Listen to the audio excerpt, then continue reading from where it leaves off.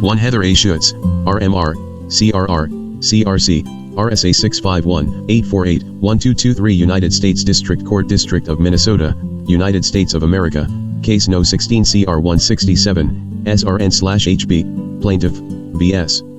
St. Paul, Minnesota. Seng Xiong, January 17, 2017, 8:10 a.m. Defendant. Before the Honorable Susan Richard Nelson United States District Court Judge, Jury Trial, Volume I, voir dire filed as a separate transcript, APPEARANCES for the plaintiff, Amber Brennan, ESQ Surya Saxena, ESQ. United States Attorney's Office 300, South 4th Street Suite 600 Minneapolis, Minnesota 55415 for the defendant, Nam Phu Thao, ESQ Thao Law Firm 393 Dunlap Street North Suite 880 St. Paul, Minnesota 55104 Court Reporter, Heather Schutz, RMR, CRR, CRC, RSA U.S. Courthouse 316 North Robert Street Suite 100. St. Paul, Minnesota 55101 Proceedings recorded by mechanical stenography, transcript produced by computer. 1 2 3 4 5 6 7 8 9 10 11 12 13 14 15 16 17 18 19 20 21 22 23 24 25 Case 0:16 CR 00167 SRNHB Document 155 filed December 7, 17 page 1 of 110. 2 Heather A. Schutz, RMR, CRR, CRC, RSA 651-848-1223 PROCEEDINGS in open court, commencing at 8:10 a.m. The court, we are here this morning in the matter of the United States of America versus Seng Xiong. This is criminal file number 16-167. Let's begin by having counsel for the government note your appearances, please. M.R. Saxena, good morning, Your Honor. Surya Saxena and Amber Brennan appearing on behalf of the United States. The court, good morning. M.R. Thao, good morning, Your Honor. Nam Phu Thao appearing on behalf of Mr. Seng Xiong. The court, very good. All right. We are here this morning because the court has ordered the defense to make a proffer in order to satisfy their obligation under the law to establish a prima facie case of public authority so that the court can determine in advance what evidence is admissible. I would and Mr. Thao, I'll allow you to get up in a moment, but I would note that the submission regarding this issue which is at document 79 concerned me a bit because it says that he intends to testify about matters communications he had with certain governmental figures related to his work in lobbying for human rights and / or advocating for the freedom of Hmong people. And that may be the case, but that has nothing 1 2 3 4 5 6 7 8 9 10 11 12 13 14 15 16 17 18 19 20 21 22 23 24 25 Case 0:16 CR 00167 SRNHB Document 155 filed December 7, 17 page 2 of 110. 3 Heather A. Schutz, RMR, CRR, CRC, RSA 651-848-1223 to do with this trial. So, that wouldn't be relevant to the issues in this trial which have to do with soliciting funds for the purpose of an alternative Hmong nation where he has promised such things as free housing and retirement and that sort of thing. So I want to make sure that we're not misleading the jury in any way by skirting around the issues. The question that we need to tackle with this morning is whether Mr. Xiong intends to testify that he had some sort of government authority to start a nation or to create a nation or that they would create a nation that he could solicit these funds for. So, with that background and my concerns expressed, I give you the floor to make your proffer, sir. M.R. Thao, thank you, Your Honor. In reviewing the court's memorandum and discussing this matter in further with Mr. Xiong, it's a fine line, Your Honor, of whether it's public authority or the lawyer defense of innocent intent. But I just spoke with opposing counsel, with Mr. Surya, and most of the testimony and most of the evidence will be coming from Mr. Xiong himself. I most likely would not question any public authority or cross any public authority asking them, did you say this or that to Mr. Xiong on this date and so forth. The court, yeah, I think you mentioned to us last week you do not intend to call any witnesses. 1 2 3 4 5 6 7 8 9 10 11 12 13 14 15 16 17 18 19 20 21 22 23 24 25 Case 0:16 CR 00167 SRNHB Document 155 filed December 7, 17 page 3 of 110. 4 Heather A. Schutz, RMR, CRR, CRC, RSA 651-848-1223 M.R. Thao, correct. The court, other than Mr. Xiong on this issue. Am I correct about that? M.R. Thao, correct, Your Honor. The court, all right. M.R. Thao, we don't have any public authority or any experts who's going to be testifying on behalf of the defendant. However, Mr. Xiong had advised me that he will be making references in regards to conversations that he has with public authorities in the past that may have inferred or gave him the belief that what he's doing is actually within the laws of the United States and international laws. And the court, that's not going to be enough for me, okay. I need a proffer.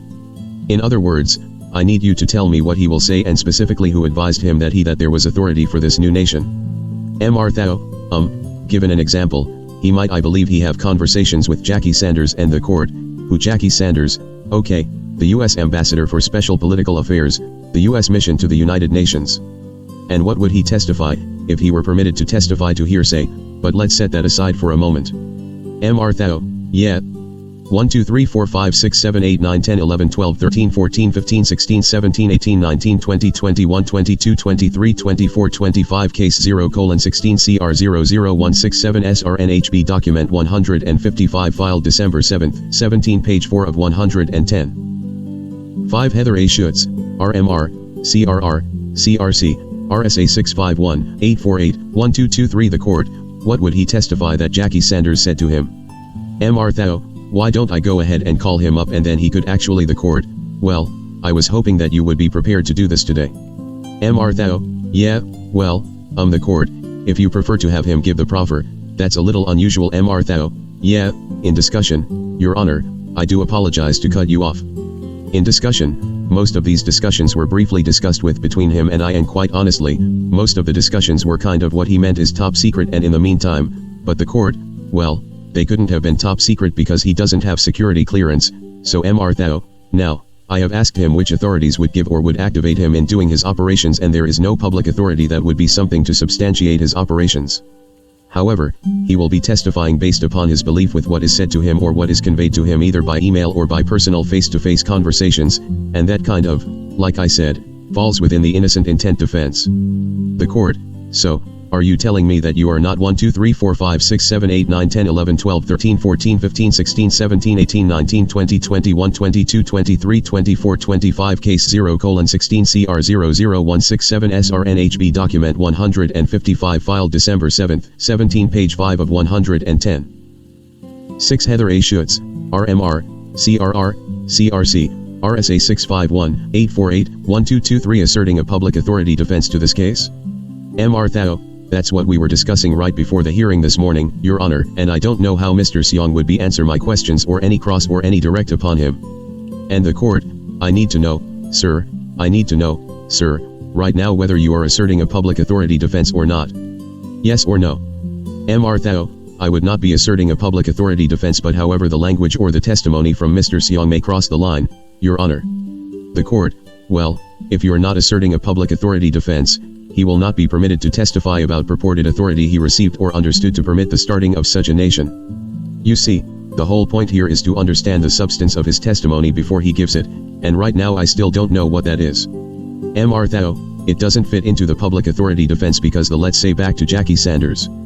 There is no proof that Jackie Sanders have the authority to give him authority to act and to finding among country, per se, and then his actions on those, that would not fit into the public authority defense.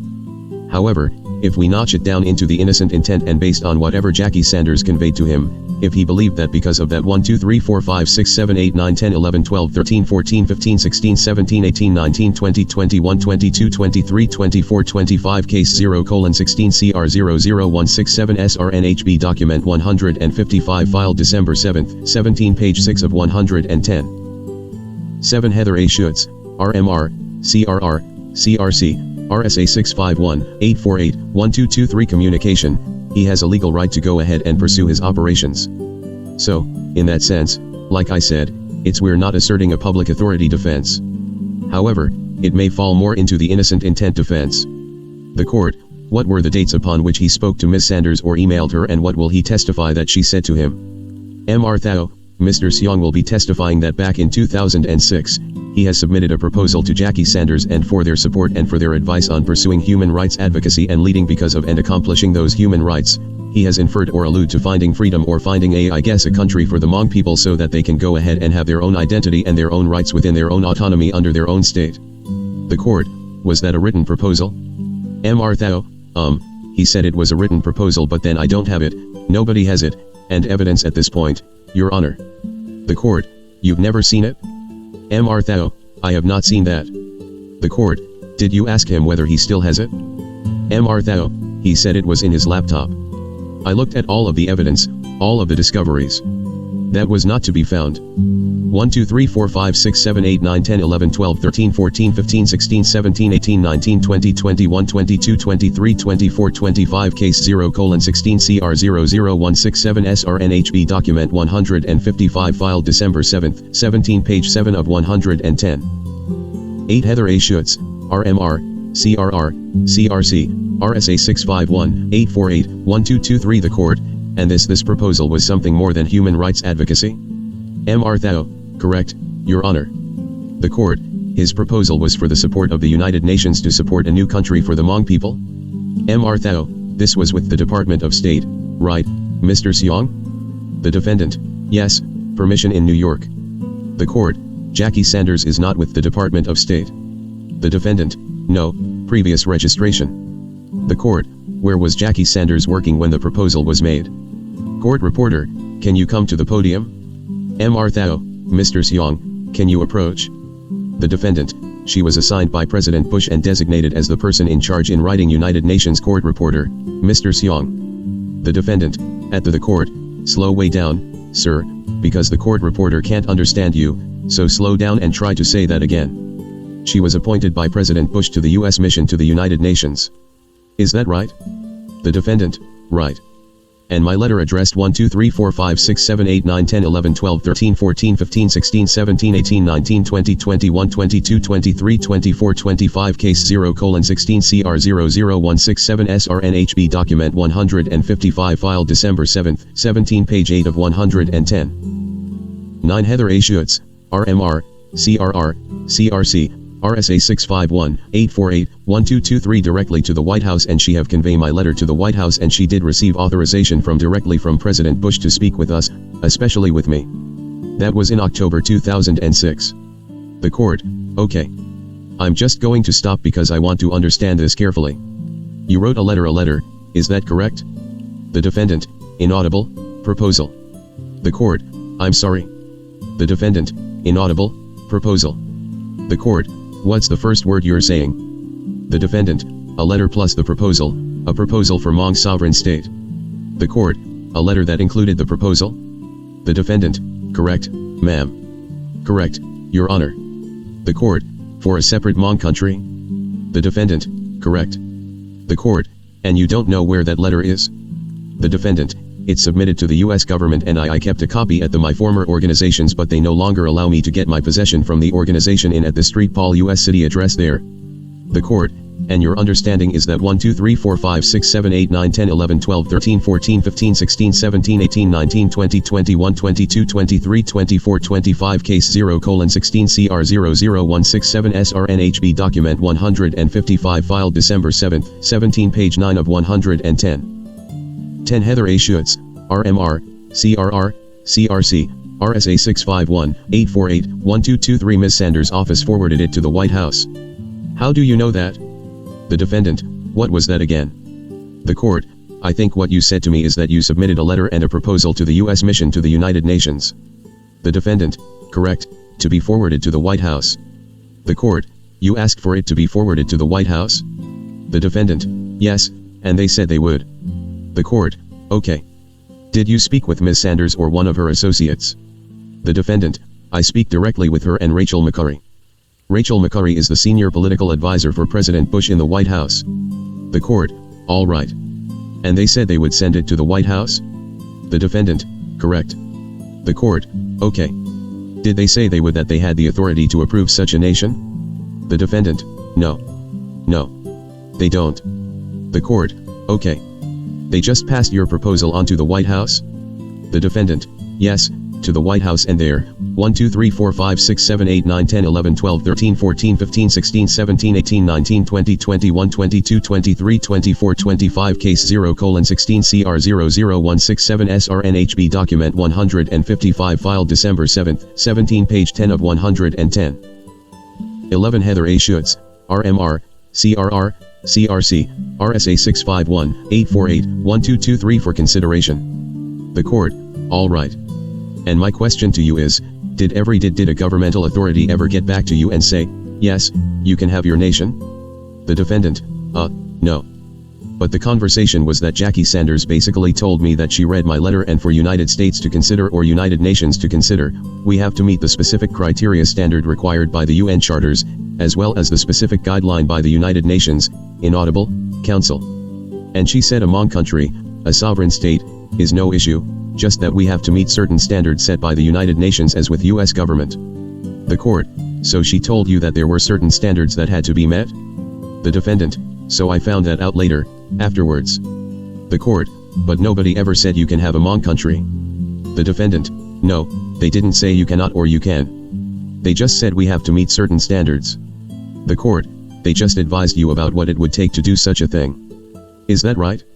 The defendant, yes, advise, yes. And I received a number advices from other sources which I would demonstrate. 1 2 3 4 5 6 7 8 9 10 11 12 13 14 15 16 17 18 19 20 21 22 23 24 25 Case 0:16 CR 00167 SRNHB Document 155 Filed December 7, 17 Page 11 of 110. 12 Heather A. Schutz, RMR, CRR, CRC. RSA 651-848-1223 What it takes to have a country, sovereign state, and the requirements of the UN charters and standards set up the court, but nobody from the United States government or from the United Nations ever actually authorized a new Hmong country. Is that correct? The defendant, what was that? The court, nobody from the US government or the United Nations ever actually authorized a new Hmong country. The defendant, no, they never authorized. It's your job to fight for it? They indicated to me 3-4 times, even the court, so you were advocating for this, but you the defendant, I was advocating for it. The court, all right. The defendant, I didn't say anybody endorsing it, I said I was advocating for it, fighting for it. That's a big difference. The court, all right. Now you've mentioned Ted Malley.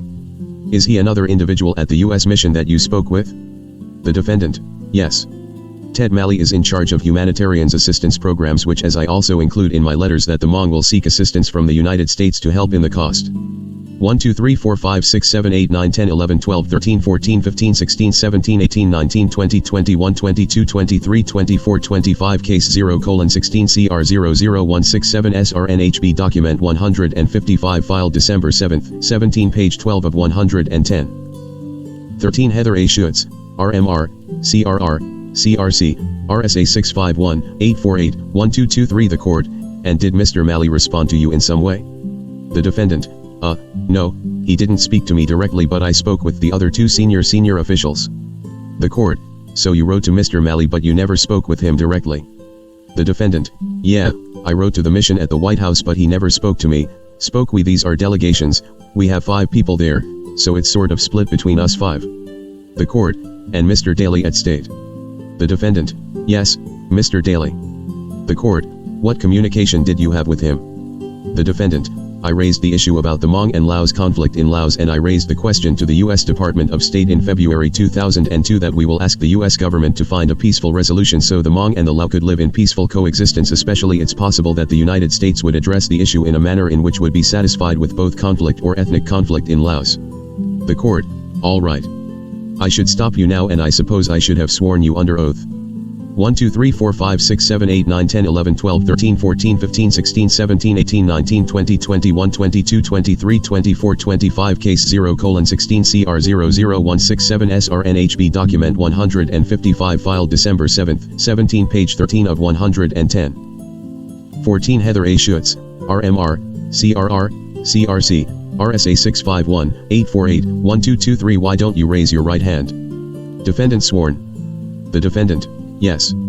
The court, okay. Thank you. So you told Mr. Daly that you wished to have such a Hmong nation where there would be peaceful coexistence, am I right? M.R. Saxena, Your Honor, may I interrupt? The court, you bet. M.R. Saxena, my concern here is with the defendant's Fifth Amendment right.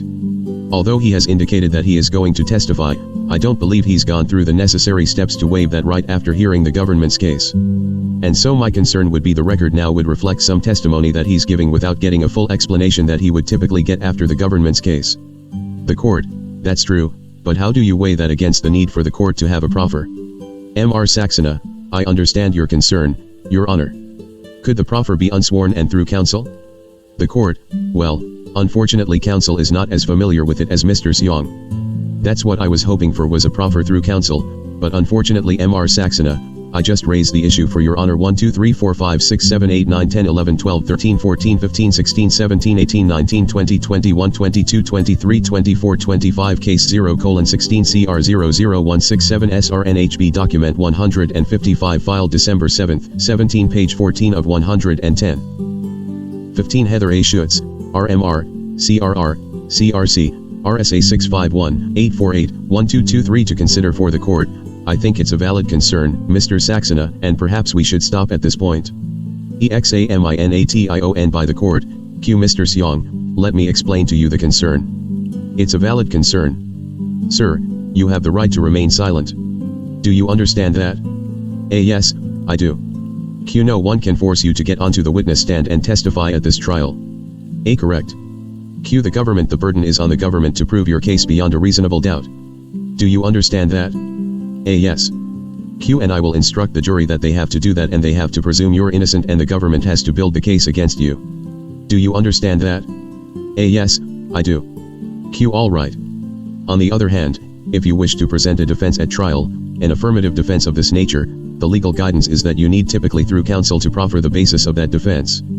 I guess really the bottom 1 2 3 4 5 6 7 8 9 10 11 12 13 14 15 16 17 18 19 20 21 22 23 24 25 case 0:16 CR 00167 SRNHB document 155 filed December 7, 17 page 15 of 110. 16 Heather A. Schutz, RMR, CRR, CRC, RSA 651-848-1223 line here is that what I'm hearing, and I want Mr. Xiong, I want you to confirm it, is that you are not asserting a public authority defense, but rather, should you choose to testify, or not, your counsel will argue that you did this with innocent intent. Is that a fair statement? A. I would assume. Q. You would assume. A. Well, I would, yes, because it's ongoing process. C. A process for some state or some countries is very complicated. Q. Okay. Okay, let me just stop you there. But would you agree with me that perhaps the easiest way to deal with this is that you're not asserting a public authority defense? Is that correct? A. For example, Q. Your counsel has a perhaps you should talk to each other. Your counsel has told us you're not asserting a public authority defense. I presume you've discussed this at great length, knowing that the proffer was this morning, so I want you to talk privately for a moment to confirm that for the record. If indeed what the argument is that you did this with innocent intent, and you yet have decided whether or not to testify, and you don't need to make that decision until you've heard the government's case, then I don't think 1 2 3 4 5 6 7 8 9 10 11 12 13 14 15 16 17 18 19 20 21 22 23 24 25 case 0:16 CR 00167 SRNHB document 155 filed December 7, 17 page 16 of 110. 17 Heather A. Schutz, RMR, CRR, CRC, RSA 651-848-1223. There's a need to proceed with the proffer any further. So why don't you speak privately about it? Discussion off the record between Mr. Thao and the defendant. The court, perhaps it would make sense to give you some time to talk. It doesn't seem like a simple discussion, so perhaps we'll take 15 minutes and come back at 8:45. Court is briefly adjourned. Break taken from 8:33 a.m. to 8:48 a.m. The court, okay. Mr. Saxena and Mr. Thao. Mr. Thao, Your Honor, I had advised my client the requirements of a public authority defense, and we do believe that it is not within the public authority defense. However, we're leaning more towards the innocent intent. And I've spoken to Mr. Saxena and Ms. Brennan, and we will be working after, most likely the first week is going to be the government's case in chief, and we will be discussing to the actual wording of Mr. Xiong's testimony to make sure that we don't cross a line to infer a public authority defense. However, I've requested that we would be able to include his or refer to his conversations with public authorities and, for example, Jackie Sanders and Rachel McCurry. It's just that we will work out the restrictions of those conversations. The court, well, you're welcome to talk to the 1 2 3 4 5 6 7 8 9 10 11 12 13 14 15 16 17 18 19 20 21 22 23 24 25 case 0:16 CR 00167 SRNHB document 155 filed December 7, 17 page 17 of 110. 18 Heather A. Schutz, RMR, CRR, CRC, RSA 651-848-1223 government about anything you wish in advance, of course, and I don't mind deferring this until then, but I'll of course rule on the admissibility of the evidence. So, Mr. Saxena? Mr. Saxena, thank you, Your Honor. I just want to first go back to our motion and the primary basis for our motion. Our biggest concern is opening statement and cross-examination questions that suggest, in our view, without a good faith basis, that there was a government official who had a conversation or provided information to the defendant which references which are made in such a way where the jury is left with a lingering question that really cannot be answered by either party with admissible evidence. And so an example of that question would be, if we have a case agent on the stand, for example, and a question was asked, well, you know, you didn't speak with Jackie Sanders, and if you had, you would have learned that this was approved. You know, you did this investigation but it wasn't thorough enough to get to the issue that is really at hand, and this was you know, his conduct was authorized or approved. And in my discussions with Mr. Thao and after hearing the proffer, my concerns on that issue have been alleviated pretty significantly, and I think Mr. Thao clearly understands that those questions are what the government is concerned about and that really aren't authorized under the 1, 2, 3, 4, 5, 6, 7, 8, 9, 10, 11, 12, 13, 14, 15, 16, 17, 18, 19, 20, 21, 22, 23, 24, 25 Case 0:16 CR 00167 SRNHB Document 155 filed December 7, 17 page 18 of 110. 19 Heather A. Schutz, RMR, CRR, CRC, RSA 651-848-1223 Law. I think the court's memo makes that pretty clear. As to the issue of the innocent intent, I think the court's brief covers that issue very thoroughly, and the government agrees that there must be some room for the defendant to argue that he was acting with honest intentions or that he was just confused. We really have no basis to prevent questions that are geared towards showing the defendant's lack of an intent to steal, his lack of an intent to cheat, and I think the evidence will show from our view that there was an intent to steal, there was misrepresentations, but that's just a question for the jury, that's a question of fact for the jury to make. And so we're okay with questions that are focused on demonstrating the defendant's misinterpretation of information that he received. Okay. An overlay for all of this, I think, is hearsay, because some of these statements that I heard about in the proffer are seemingly hearsay. I think the defendant would argue that they are not offered for their truth, but depending on how the statements are suggested in the defendant's testimony or in a question by his counsel, I think it's pretty clear that they are being offered for their truth, that Jackie Sanders told him to take certain steps.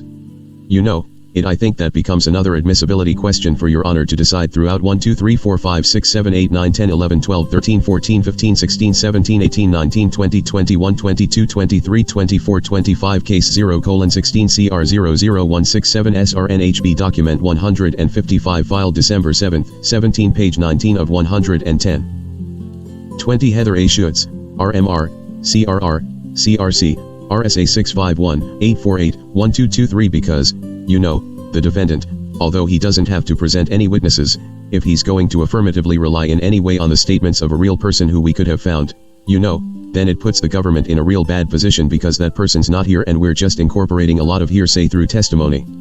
And so we will object if those questions are asked on the basis of hearsay. We will object during testimony from the defendant if he is relating information which seems to be offered for its truth that came from a government official. Another issue that Your Honor raised was the topic of human rights advocacy and lobbying. I think this is as stated in docket number 79. Through our investigation, we have learned that Mr. Xiong did work for the Congress of World Hmong People from I believe between 2005 and approximately 2008. And as part of that employment or affiliation with the Congress of World Hmong People, he did engage, or that group does engage, in some legitimate human rights advocacy, and the government will present evidence about the scope of that conduct. And we will present that evidence to show how, in our view, the defendant learned how to commit this fraud, how the defendant learned about the different terminology he used when he committed this fraud, how he learned about the use of the UN Charter and the misinterpretation of that charter or the misstatements about that charter to try to convince people 1, 2, 3, 4, 5, 6, 7, 8, 9, 10, 11, 12, 13, 14, 15, 16, 17, 18, 19, 20, 21, 22, 23, 24, 25 Case 0:16 CR 00167 SRNHB Document 155 filed December 7, 17 page 20 of 110. 21 Heather A. Schutz, RMR, CRR, CRC, RSA 651-848-1223 to give him money as part of this fraud. And so I wanted to flag this issue for the court because we believe that testimony about the defendant's knowledge of human rights advocacy or work on human rights advocacy, we will open the door to that in many ways through our case in chief. And we fully expect that Mr. Thao will be asking questions about it. A defense may be that the defendant may argue that his conduct was appropriate based on his human rights advocacy work, and so it could be a way for him to negate the elements of the frauds that we've charged. And so we think that evidence we will open the door to some of that testimony. And then finally, Your Honor, with respect to the defendant's testimony, given the proffer that's been made and assuming that the court limits Mr. Thao from making references that would suggest an affirmative defense of public authority and entrapment by estoppel, then the government would suggest that we reassess the scope of the defendant's testimony after the government's case in chief. Because then we'll have a, hopefully, pretty robust factual record that will help put a framework around this, and then the court would be able to provide the defendant with some specific guidelines about references that can and cannot be made. So, that's what we'd suggest, Your Honor, is we are 1 2 3 4 5 6 7 8 9 10 11 12 13 14 15 16 17 18 19 20 21 22 23 24 25 Case 0:16 CR 00167 SRNHB Document 155 Filed December 7, 17 Page 21 of 110. 22 Heather A. Schutz, RMR, CRR, CRC, RSA 651-848-1223 requesting the court make an order right now that would limit the scope of Mr. Thao's opening and his cross-examination references. But we'd ask that the court defer the issue of the references that can be made in the defendant's testimony until after the government's case in chief. The court, Mr. Thao, do you wish to respond? Mr. Thao, Your Honor, we have no objections to the recommendations by opposing counsel, or by the government, and I think that's something that will move this case forward this morning, Your Honor. The court, okay. So just so the court is clear, with respect to the opening statement, then, you will not make any argument or references to any public authority. Is that correct? Mr. Thao, correct, Your Honor. The court, all right. Or any public authority defense, is what I should really correctly say. Is that correct? Mr. Thao, yes, Your Honor. The court, all right. And that in your cross-examination of the government's witnesses, you won't raise or infer any public authority defense.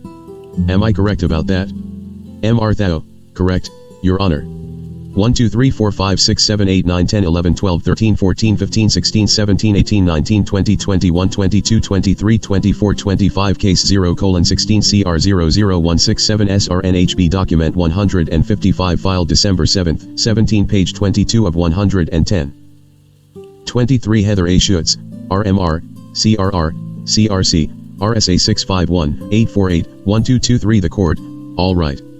And with respect to human rights advocacy, the point the government was making this morning coming into this hearing is that the defendant's response at document 79 in the court's view wasn't responsive to the question of whether there was a public authority defense. It referred to lobbying and advocating for the freedom of the Hmong people, and that's fine. It just wasn't responsive to what the purpose of this hearing was. In light of the government's intention to delve into Mr. Xiong's human rights advocacy, then that's right, the door opens and you're welcome to complete that picture for the jury, if you will. After the government rests and the defendant is given, again, is made clear to him what his options are about testifying or not testifying, and I'm sure you'll talk to him at that time, Mr. Thao, about that decision at that point in time. If the defendant chooses to testify, we will all revisit the question about whether any further proffer is needed at that time. Mr. Thao, that's fine, Your Honor. The court, is that acceptable, Mr. Thao? Mr. Thao, yes, it is, Your Honor. The court, no objection from the defendant on any of that. Is that correct? Mr. Thao, no objection, Your Honor. 1 2 3 4 5 6 7 8 9 10 11 12 13 14 15 16 17 18 19 20 21 22 23 24 25 Case 0:16 CR 00167 SRNHB Document 155 Filed December 7, 17 Page 23 of 110. 24 Heather A. Schutz, RMR, CRR, CRC, RSA 651-848-1223 The court, all right. Mr. Saxena, have I articulated it correctly? Ms. Brennan, yes, Your Honor. No objections from the government. The court, all right. Very good. All right. We will be bringing a jury in shortly. Oh, you know, once again, I lost my notes that told me how to pronounce these Hmong terms, so I want to go back again. TABCHAWS, how is that pronounced again? Mr. Thao, de share. The court, okay. Say it again. Mr. Thao, de share. The court, de share? Okay. The defendant, with a TH. De like de no, like de ter, Mr. Thao, yeah. The court, ter share? Mr. Thao, yes, Your Honor. The court, and then NRES, HAIV is. MR Thao, is NRES HIV. The court, NRES HIV. And THXAWB is. The defendant, TER. TER. Like it's almost like share but with more of an X. The court, okay. Say it one more time. 1 2 3 4 5 6 7 8 9 10 11 12 13 14 15 16 17 18 19 20 21 22 23 24 25 Case 0:16 CR 00167 SRNHB Document 155 Filed December 7, 17 Page 24 of 110. 25 Heather A. Schutz, RMR, CRR, CRC, RSA 651 848 1223 MR Thao, Tull, PH. Dot. The court, TER. MR Thao, TER. The court, Mr. Saxena, can you MR Saxena, I'm going to defer to Ms. Brennan on this. Ms. Brennan, so, Your Honor, actually we do have a little bit of a tutorial in our opening PowerPoint, but the way I would attempt to pronounce it in English would be the TER, and I put I think on my slide TER or TUR HIV for the THX. The court, HAWMS Brennan, and then the NRES is the day the DE, HIV. And then for the word that appears to be Teepjaws, the way we would try to pronounce it is Tashare, PH. MR Thao, yeah. Ms. Brennan, TACH MR Thao, the last consonant is always silent, so that eliminates some of the mispronunciations. The court, alright. I'll do my best. I just don't want to embarrass myself. Okay. Alright. Yes, Ms. Brennan, anything further? Ms. Brennan, no, Your Honor, thank you. MR Thao, no, Your Honor, thank you. 1 2 3 4 5 6 7 8 9 10 11 12 13 14 15 16 17 18 19 20 21 22 23 24 25 Case 0:16 CR 00167 SRNHB Document 155 Filed December 7, 17 Page 25 of 110. 26 Heather A. Schutz, RMR, CRR, CRC, RSA 651 848 1223 The court, alright. We'll see you in a few minutes. Court's adjourned. Break taken from 9:01 a.m. to 9:22 a.m. Voir dire commences from 9:28 a.m. to 12:35 p.m. and is filed as a separate transcript. The jury is sworn. The court, please be seated. Alright. What we're going to do now, it's about 12:30, is we're going to excuse you. Susan is going to take you back to the jury room, so take all of your stuff with and you can leave it there. It's comfortable, there's a kitchen and bathrooms and all that good stuff. She'll give you a little primer on being a juror, just a few minutes, and then she'll excuse you for lunch. You're welcome to go in the Skyway, but just be sure you get back in time to begin court. It's 12:30. Given that you need to do the primer and lunch, we'll give you until 2 o'clock, so an hour and a half. Please be back in the jury room around 1:45 just so we're not pushing the limits a little bit. Alright. Very good. Welcome to the jury, and we'll see you after lunch. Please rise. Oh, I'm sorry, Ms. Brennan. Ms. Brennan, may we approach, Your Honor? The court, you may. Sure. 1 minute, please. The following discussion was held at the bench. The court, what did I forget? 1 2 3 4 5 6 7 8 9 10 11 12 13 14 15 16 17 18 19 20 21 22 23 24 25 Case 0:16 CR 00167 SRNHB Document 155 Filed December 7, 17 Page 26 of 110. 27 Heather A. Schutz, RMR, CRR, CRC, RSA 651 848 1223 Ms. Brennan, especially given the number of people that are around the courthouse and just maybe the instruction on not talking to the parties or witnesses or other folks about the court, okay. I think that's fair. Ms. Brennan, if we don't acknowledge them or the court, okay. It's hard for them to know who's who, but to the extent they can, sure. Ms. Brennan, thank you. Bench discussion concluded. The court, ladies and gentlemen, you're going to see a lot of people here today to witness this trial. You're going to see folks, you're not going to know whether they're who they are, frankly, at this point. You'll learn more as the trial goes on. One of the instructions I'm going to give you when you get back from lunch is that during this trial, until you get to the point of deliberation, you may not speak to each other or anybody else about the trial. Okay. My suggestion is now and going forward, it will be my order, actually, that you not talk to counsel or witnesses or parties at all. Counsel and the parties understand that in Minnesota we don't like to be rude, and so when we pass somebody, we recognize, we at least say, how about that drive this morning, right? But for these purposes, they understand that you're not allowed to say 1 2 3 4 5 6 7 8 9 10 11 12 13 14 15 16 17 18 19 20 21 22 23 24 25 case 0:16 CR 00167 SRNHB document 155 filed December 7, 17 page 27 of 110. 28 Heather A. Schutz, RMR, CRR, CRC, RSA 651 848 1223 anything to them. So, you're not being rude by not having idle chit-chat with him. Do not talk with anybody at all about this case or let anybody talk to you about this case. If somebody approaches you at any time during this trial, you need to tell them immediately that you're not to speak with them about the case, and if they in some way are insistent or do, I want you to report that immediately to the court. Okay. Alright. Alright. You are free to go for lunch.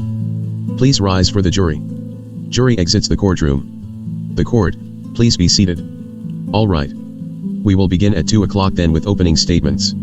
With everything that happened this morning, I'm not sure I saw if the government provided an email about witnesses. I just didn't see it. Who will be called this afternoon? Ms. Brennan, Your Honor, we expect to call Special Agent Mike Olson today after opening statements, and his testimony is quite lengthy. We've already let Mr. Thao know that that's the only witness we expect to get to today. The court, alright.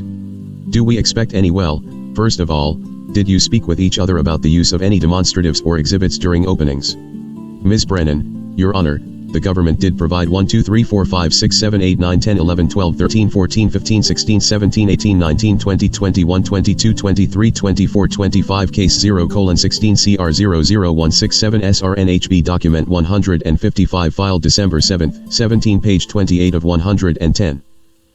29 Heather A. Schutz, RMR, CRR, CRC, RSA 651 848 1223 The defendant with any demonstrative slides that we wanted to use last Thursday and have heard no objections to those. The court, alright. Mr. Thao, any objections? Mr. Thao, that's correct, Your Honor. We have no objections. The court, alright. And will the defense be using any demonstrative exhibits or exhibits during its opening? Mr. Thao, no, we will not, Your Honor. The court, okay. Very good. In terms of exhibits that might be introduced through Special Agent Olson, can you anticipate now, so that we don't necessarily have to do this in front of the jury, any objections that we might be able to work out in advance? Ms. Brennan, Your Honor, the government is unaware of any objections. The court, okay. Mr. Thao? Mr. Thao, we have no objections, Your Honor. The court, okay. Mr. Thao, at this time. The court, alright. Very good. Alright. We'll see you at 2 o'clock. Court is adjourned. Lunch recess taken from 12:40 p.m. to 2:05 p.m. 1 2 3 4 5 6 7 8 9 10 11 12 13 14 15 16 17 18 19 20 21 22 23 24 25 case 0:16 CR 00167 SRNHB document 155 filed December 7, 17 page 29 of 110. 30 Heather A. Schutz, RMR, CRR, CRC, RSA 651 848 1223, jury enters the courtroom. The court, ladies and gentlemen, at this time I would like to introduce the court staff to you who you may not have met. I'm not sure if you've met Heather. Heather Schutz will be taking down every word that is said in the courtroom. She's a court reporter, so you'll get to know her during the trial. And this is Jim Thompson. He is one of my law clerks. He's graduated from law school and now is clerking with me, and he's responsible for this trial, and so you'll see him every day, as well. And of course you've met Susan, so now you've met all the staff. Now that you've been sworn as the jury to try this case, I'm going to take a few moments to give you some initial jury instructions about the case and about your duties as jurors. At the end of the trial, I will give you further instructions on the law. In fact, those instructions we will read together, and then you'll be able to take them into the jury room with you for your deliberations. It's possible that during the trial I may give you some additional instructions, as well. Unless I tell you otherwise, all of my instructions, both those given now and those I give later, are equally binding on you in this case. Now, I think you've already been advised of this. 1 2 3 4 5 6 7 8 9 10 11 12 13 14 15 16 17 18 19 20 21 22 23 24 25 case 0:16 CR 00167 SRNHB document 155 filed December 7, 17 page 30 of 110. 31 Heather A. Schutz, RMR, CRR, CRC, RSA 651-848-1223, but you must leave any device, any cell phone or any other device, in the jury room during the trial. And you may only use them during breaks. However, we're not going to permit you to have those devices in the jury room during deliberations. You're welcome to give your cell phone to the deputy clerk for safekeeping before you start to deliberate, and we will remember to return it to you after you're done with your deliberations. Excuse me. I have a bit of a cold, so I'll struggle through this. As you know, this is a criminal case. It's a case brought by the United States of America against Mr. Seng Xiong. He is the defendant in the case. The defendant is charged with wire fraud and mail fraud. Those charges are set forth in what is called an indictment, and I'm going to summarize that indictment for you now. You heard some of it this morning, and I'm going to repeat some of what you heard this morning in case you didn't absorb all of it. At all times relevant to this indictment, Mr. Xiong operated an organization he referred to as Mong Teep Jaws. Now, you'll see that it's not quite spelled that way, but the government will or the defense will show that to you. And what that means in translation is it means Hmong country. He represented that the mission of the Mong Teep Jaws was to establish a country specifically for Hmong people. Mr. Xiong 1 2 3 4 5 6 7 8 9 10 11 12 13 14 15 16 17 18 19 20 21 22 23 24 25 Case 0:16 CR 00167 SRNHB Document 155 Filed December 7, 17 Page 31 of 110. 32 Heather A. Schutz, RMR, CRR, CRC, RSA 651-848-1223 referred to himself as the leader of this movement, and at varying times as the president of the Hmong World Movement, president of Hmong Country, or other similar monikers. The indictment alleges that from at least in or about September of 2014 until at least in or about March of 2016, Mr. Xiong devised and executed a scheme and artifice to defraud individuals of Hmong descent by promising to obtain a new country specifically for Hmong people to live in and then soliciting victims to invest in that future Hmong country. In order to secure their spot and to receive certain guaranteed benefits from the future government of that country, including a free house and government assistance, in furtherance of the scheme to defraud, it is alleged that Mr. Xiong represented that he was personally working with the United Nations and high-ranking government officials to secure a country for Hmong people. Mr. Xiong represented that the new Hmong country had been authorized and/or approved by the United Nations and the United States government, that a piece of land had already been set aside for the Hmong country, that the White House had told the Hmong to get ready for the new country, and that the final word allowing Mr. Xiong and the members of the Mong Teep Jaws to move to the new Hmong country was imminent. Coughing, I'm sorry.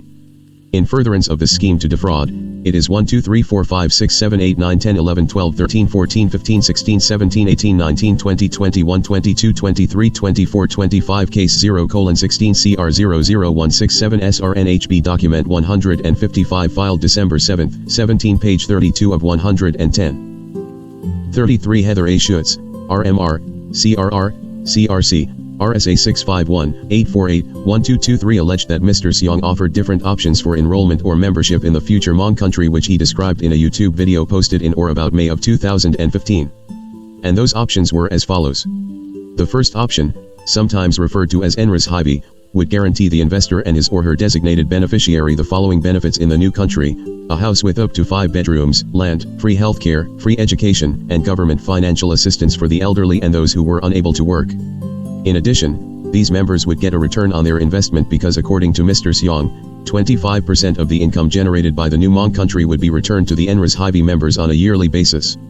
According to Mr. Xiong, the NRS Hivi program was limited to 3,000 people who could invest either $3,000, $4,000, or $5,000 and the amount of their return would correspond with the amount of their investment, with those who invested $5,000 receiving the maximum benefit. The other type of enrollment described by Mr. Xiong as much less advantageous than the NRS Hivi was referred to as the T-Hop Hivi. By contributing $20 per month or $240 per year, this option would give the investor citizenship in the new Hmong country, as well as a free house, education, and most of the other benefits laid out in the first option.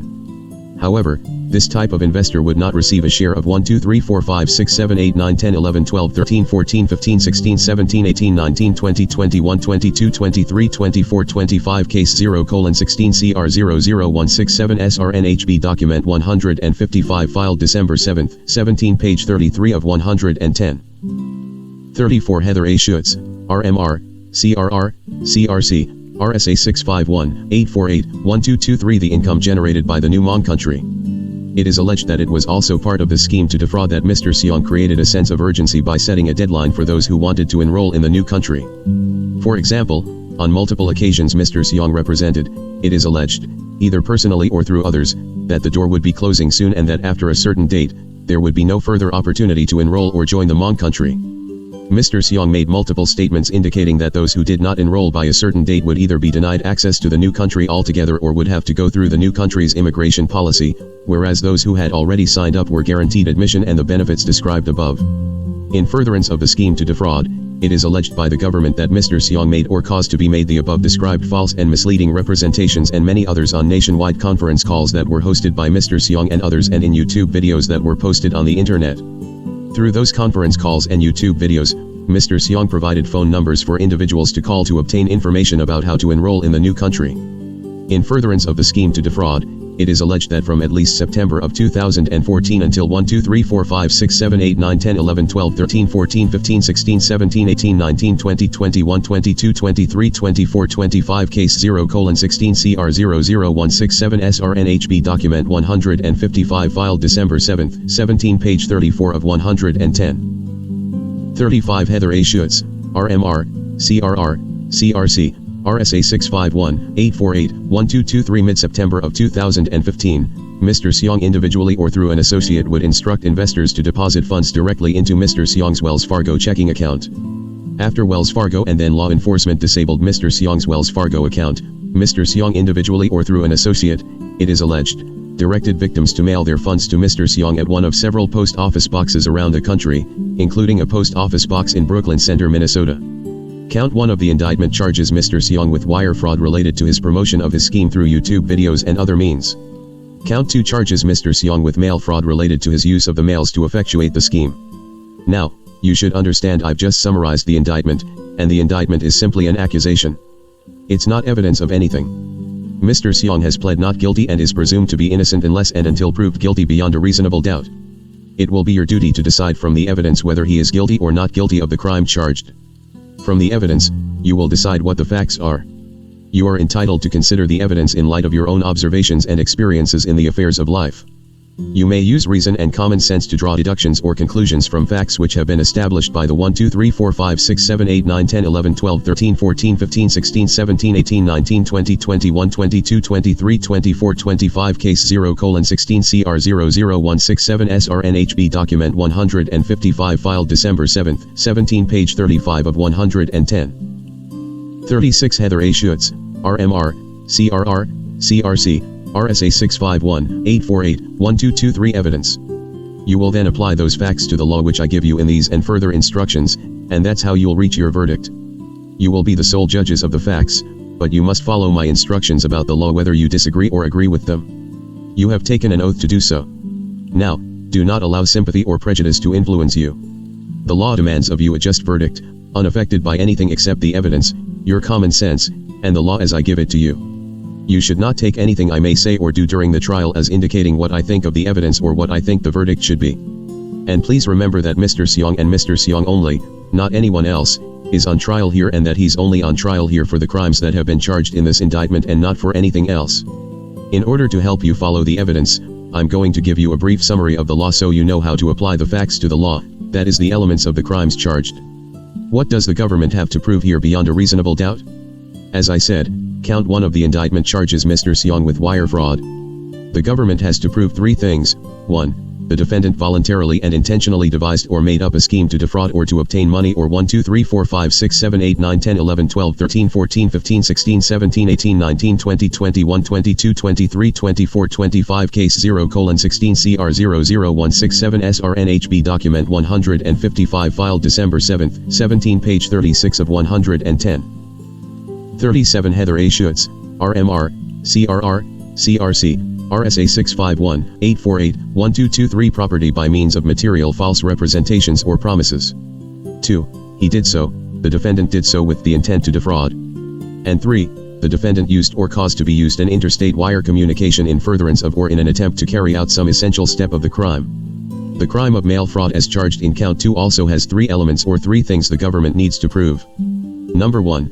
The defendant, Mr. Xiong, voluntarily and intentionally devised or made up a scheme to defraud or to obtain money or property by means of material false representations or promises.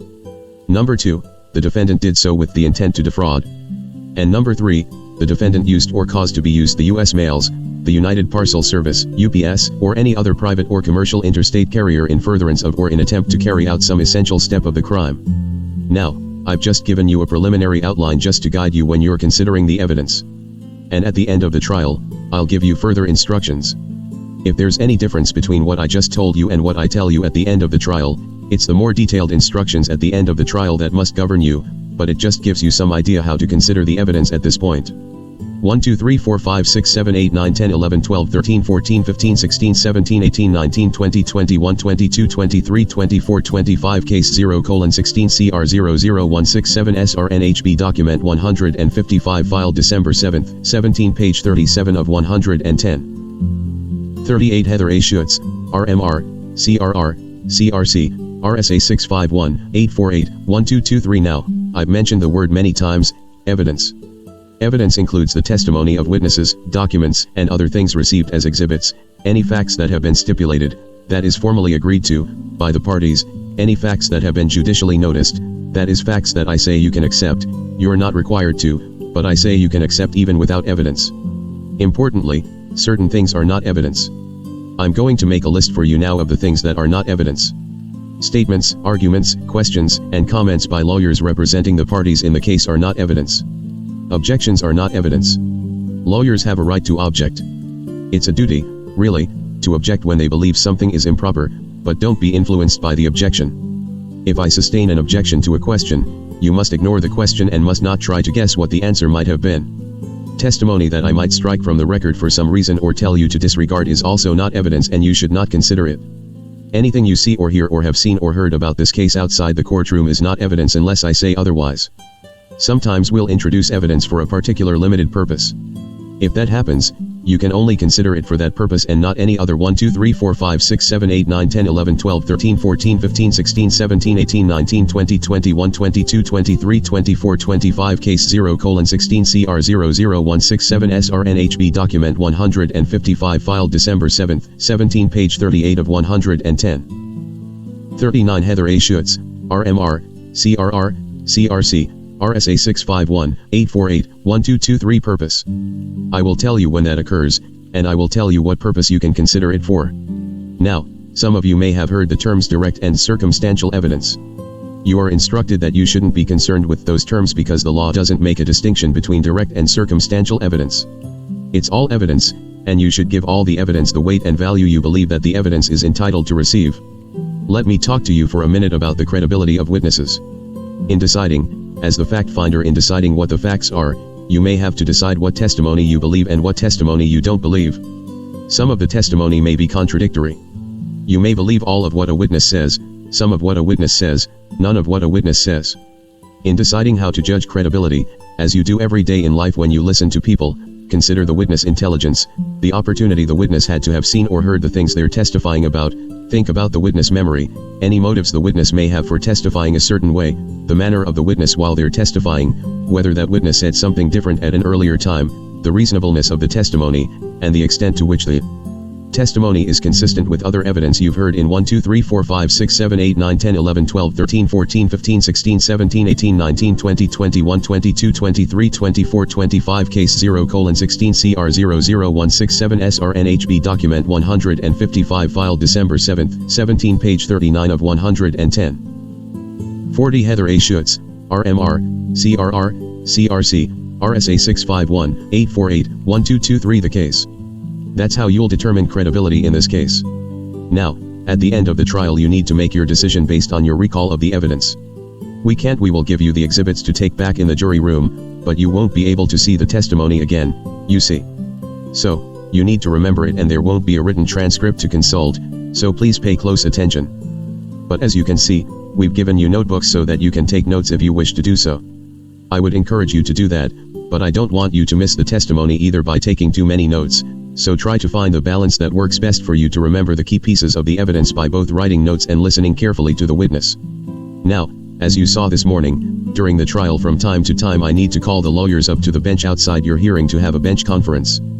I'm going to do it as few times as possible because it's very important to me to respect your time. But from time to time I have to do it because I have to talk to the lawyers about the evidence they're presenting and whether it complies with the rules of evidence. We want to make sure that there's no confusion or error. We want to make sure it's reliable evidence that gets to you. So, we'll do our best to keep these to a minimum. We apologize in advance for it. Sometimes we'll do it during the 1, 2, 3, 4, 5, 6, 7, 8, 9, 10, 11, 12, 13, 14, 15, 16, 17, 18, 19, 20, 21, 22, 23, 24, 25 Case 0:16 CR00167 SRNHB Document 155 Filed December 7, 17 Page 40 of 110. 41 Heather A. Schutz, RMR, CRR, CRC, RSA 651-848-1223 lunch hour or after court so that we minimize the inconvenience to you. Now let's talk about the rules that apply to you as jurors. Number 1, as I said this morning, do not talk to each other or anyone else about this case until the very end of the case when you go to the jury room to deliberate, then you can talk to each other, and when I accept your verdict, then you are free to talk about the case outside. When you go home tonight, no doubt the first question you'll be faced with is, oh my, what happened today? And you are welcome to say that you were selected for the jury. Beyond that, you can't comment on the case at all. Okay.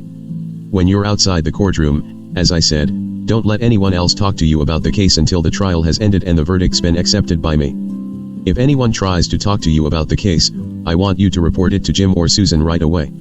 During the trial, as I said today, you're going to be in the hallway, you're going to run into spectators and lawyers and witnesses and parties. You shouldn't even pass the time of day with them. You should simply not speak with them. They appreciate that you're not being rude, that I have ordered this, and they are very respectful of that because it's important not only that you do justice in the case but you have the appearance of doing justice.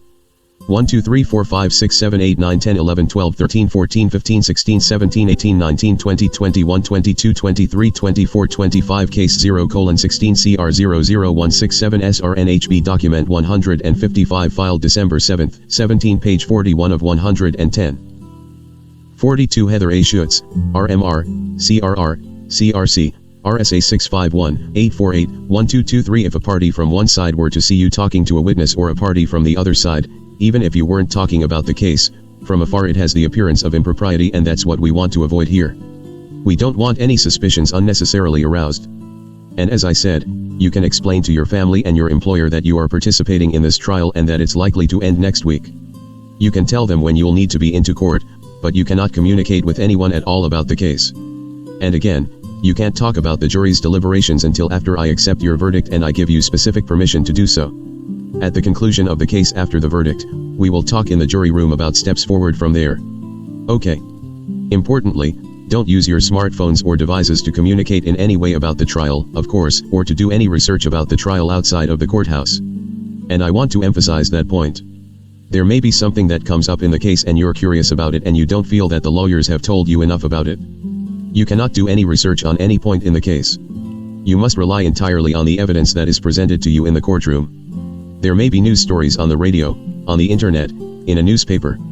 I would suggest that you avoid the 1, 2, 3, 4, 5, 6, 7, 8, 9, 10, 11, 12, 13, 14, 15, 16, 17, 18, 19, 20, 21, 22, 23, 24, 25 Case 0:16 CR00167 SRNHB Document 155 Filed December 7, 17 Page 42 of 110. 43 Heather A. Schutz, RMR, CRR, CRC, RSA 651-848-1223 News entirely if you can during the trial, but if you wish to see the international news or the national news and you should come across something that begins to look like this case, do not read about it. Okay. Do not read any news accounts about this case or listen to any news accounts about this case. Because, you see, the parties have a right to have the case decided only on the evidence they know about and has been introduced here in court. We don't know if the information you would get either by your research or in the news accounts is accurate or misleading, and that's why it's important to rely exclusively on the evidence presented in court. If you decide a case based even a little bit on information not presented in the court, you'll have denied the parties a fair trial, and that's an injustice and it's against the rules that we take so dear, and it's against your oath, so be very careful about that. Finally, don't make up your mind until the end. Let everybody present all the evidence to you so that you have a full picture, just like when you listen to your kids you want to hear the whole story, don't you? So you want to hear the whole story here today and this week before you make up your mind about anything. So, pay attention to all the evidence. Let me tell you a little bit about how the trial is going to proceed. As soon as I'm done talking, which is moments away, the government will make an opening statement, 1 2 3 4 5 6 7 8 9 10 11 12 13 14 15 16 17 18 19 20 21 22 23 24 25 Case 0:16 CR00167 SRNHB Document 155 Filed December 7, 17 Page 43 of 110. 44 Heather A. Schutz, RMR, CRR, CRC, RSA 651-848-1223 and then the defense, as I understand it, is choosing to make an opening statement at this time, as well. An opening statement is not evidence but it's a summary of what each side believes the evidence will show for your benefit. Then the government will present its case in chief and its evidence and counsel for the defense will have an opportunity to cross-examine any witnesses that the government calls to testify. After the government rests, the defendant may, but does not have to present evidence or testify or call witnesses, but should the defendant choose to do that, then the government can cross-examine those witnesses. After all the evidence is presented, the attorneys will make closing arguments to summarize and provide you with their interpretation of the evidence. And as with opening statements, closing arguments are not evidence, and I will instruct you on the law, you'll retire to the jury room to deliberate, and that's how it will proceed. Let me tell you what the schedule is for this week and next week. Sometimes it's subject to change, but we try to stick as much to it as possible. So today we will go until 5 o'clock. Tomorrow we will begin at 9, which means I'd like the jury to be in place by 8:30. If you plan on 8:30 and you run into a problem with driving, at least you're not pushing it. We can't start unless everybody is here, so it's really important that everybody anticipate 1 2 3 4 5 6 7 8 9 10 11 12 13 14 15 16 17 18 19 20 21 22 23 24 25 Case 0:16 CR00167 SRNHB Document 155 Filed December 7, 17 Page 44 of 110. 45 Heather A. Schutz, RMR, CRR, CRC, RSA 651-848-1223 The weather and any other challenges in your lives and try to get here by 8:30 for a start time at 9 o'clock. So, tomorrow Wednesday January 18th, we will go from 9 to 4. On Thursday, we will go from 9 to 4. On Friday, we will go from 9 to noon. Coughing, so sorry. Next Monday we will go from 9 to 4. Next Tuesday, we will go from 9 to 4. And we are hoping to conclude by Wednesday January 25th, and we will go from 9 to 5 on that day. Okay. Is the government prepared to proceed? Ms. Brennan, yes, Your Honor. The court, you may do so. Would you like the lights down one? Ms. Brennan, yes, please, Your Honor. The court, okay. Okay. Now, the trick here is for you to both be able to take notes and see the screen. Can all of you do both? Okay. Very good. Ms. Brennan, good afternoon, members of the jury court reporter, I don't think the microphone is on. There's a switch right at the top. The court, okay. Just say hello. Ms. Brennan, test. Is that working? The court, that works, yes. Ms. Brennan, the one day I wear a dress, I have to 1 2 3 4 5 6 7 8 9 10 11 12 13 14 15 16 17 18 19 20 21 22 23 24 25 Case 0:16 CR00167 SRNHB Document 155 Filed December 7, 17 Page 45 of 110. 46 Heather A. Schutz, RMR, CRR, CRC, RSA 651-848-1223 Try to clip that on somewhere. Good afternoon, Your Honor, members of the jury, counsel, Mr. Xiong. My name is Amber Brennan. I'm an assistant United States attorney, and I represent the government in this case, along with my co-counsel, Surya Saxena. You've already heard a little bit about this case from Judge Nelson. She told you that Seng Xiong is charged with wire fraud and he's charged with mail fraud. Most people generally understand what fraud is. It's lying to people to get money. That's garden variety fraud. As you sit through this trial, you will learn about Seng Xiong's fraud, and you will learn that it's a very specific fraud and that it was targeted at a very specific audience. You will learn that Seng Xiong targeted individuals who are Hmong, and he targeted them with a message that is very specific to them and very, very personal. He told them that he was going to take them home. Seng Xiong started a scheme that he called Hmong Teepchas. I'm going to do my best to pronounce that the way it is supposed to be pronounced in Hmong during this trial. It is spelled as you can see in English. I put it on the screen. It looks like Hmong Teepchas, T-E-B-C-H-A-W-S, but pronounced close to Hmong Teepchas. And what it translates roughly into is Hmong country. You're going to see those 1 2 3 4 5 6 7 8 9 10 11 12 13 14 15 16 17 18 19 20 21 22 23 24 25 Case 0:16 CR00167 SRNHB Document 155 Filed December 7, 17 Page 46 of 110. 47 Heather A. Schutz, RMR, CRR, CRC, RSA 651-848-1223 Words a lot during this trial. Seng Xiong called himself the leader of Hmong Tipjas, and he claimed to be working with high-ranking officials and diplomats to get a country that would be specially set aside for Hmong people somewhere in Southeast Asia. He recruited followers by promising that in this new Hmong country, they'd get a free house, land, education, and other benefits if they gave him $20 a month or $240 a year. He also promised a return on investment for those who gave him between $3,000 and $5,000. In addition to the free house and other benefits, those folks would get a cut in the revenue generated by the new Hmong country. Seng Xiong used social media. He used a website, conference calls, YouTube videos to reach his targeted audience, to reach Hmong-speaking people all over this country and beyond. Hundreds of followers believed him. They gave him more than $1.7 million between July of 2014 and March of 2016, less than 2 years. He pretended to be constantly attending important meetings in Washington, D.C. or New York, working for Hmong people to get them a country. In reality, the evidence will show that he was just traveling from city to city, staying in hotels, eating in restaurants, calling the conference line and his supporters to raise more money, and then contacting escort services in every major city that he visited. And he spent thousands of dollars every month 1 2 3 4 5 6 7 8 9 10 11 12 13 14 15 16 17 18 19 20 21 22 23 24 25 Case 0:16 CR00167 SRNHB Document 155 Filed December 7, 17 Page 47 of 110. 48 Heather A. Schutz, RMR, CRR, CRC, RSA 651-848-1223 without doing a single thing that would legitimately advance the goal of creating a country for Hmong people. You're going to get a short history lesson during this trial in order to provide you with some context that might explain why Seng Xiong's promise to get a country for the Hmong was so personal and so targeted and so effective.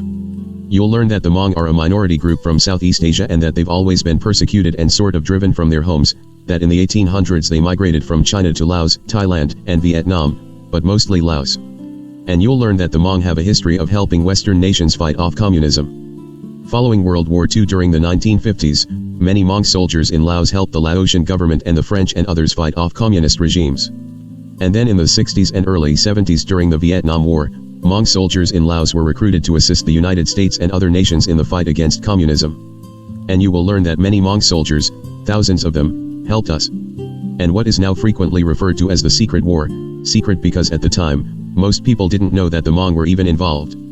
You'll learn they were helping us in an area of Laos that US forces weren't supposed to be in. After the United States left Vietnam in 1973, these Hmong soldiers and their families didn't feel 1 2 3 4 5 6 7 8 9 10 11 12 13 14 15 16 17 18 19 20 21 22 23 24 25 Case 0:16 CR00167 SRNHB Document 155 Filed December 7, 17 Page 48 of 110.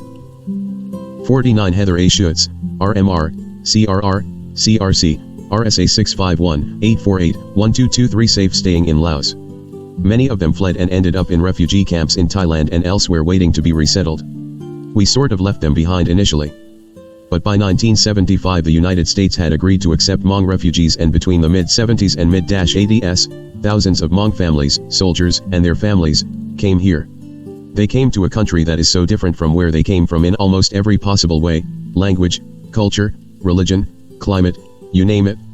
Regardless of whether they wanted to come here, they had no choice. They could not go back to Laos, they couldn't go home. And during this trial, you will see how Seng Xiong took that history of war and struggle and displacement and how he manipulated it and used it to make money. Seng Xiong told his followers that he was working with the United Nations, that he was working with the United States government, the White House, to get the Hmong a country of their own back in Southeast Asia. He told them he had access to important people and confidential information about the status of the new Hmong country. He told them the work had been done, the land had already been set aside. He said that it was not a question of if they would get a country but when. And he promised that those who invested in this new country by depositing money into his personal checking account or mailing him money orders or cashier's checks would 1 2 3 4 5 6 7 8 9 10 11 12 13 14 15 16 17 18 19 20 21 22 23 24 25 case 0:16 CR 00167 SRNHB document 155 filed December 7, 17 page 49 of 110. 50 Heather A. Schutz, RMR, CRR, CRC, RSA 651-848-1223 have special status in this new country and they would be entitled to certain benefits, a free house, free land, a free education for their children, and government benefits for those who are too old to work or too sick to work. And this is the group who would be entitled to these benefits. This is another word that I'm going to do my best to pronounce the way it's pronounced in Hmong, Ter, PH, Hivi. Spelled TXHAWB, HAIB, Hivi. And that translates roughly into the race supporter. You'll see that term T-Hog Hivi over and over again in this case. $20 a month, $240 a year makes you a race supporter. But as Xiong represented to his followers over and over again, the real benefits, the huge benefits were saved for those supporters who gave him more money than $20 a month or $240 a year. I think this is the last word that I'm going to try to teach you guys today. That's the day Hivi, and that is spelled NRES, pronounced day, the best I can do. And that translates roughly into race representative or nationalist. And these are the folks, according to Seng Xiong, according to what he told them repeatedly, who would be entitled to the real benefits in the new country. In exchange for giving him $3,000 or $4,000 or $5,000, the NRES Hivi would be entitled to a percentage, a profit sharing, of the revenue that was going to be generated by the new country.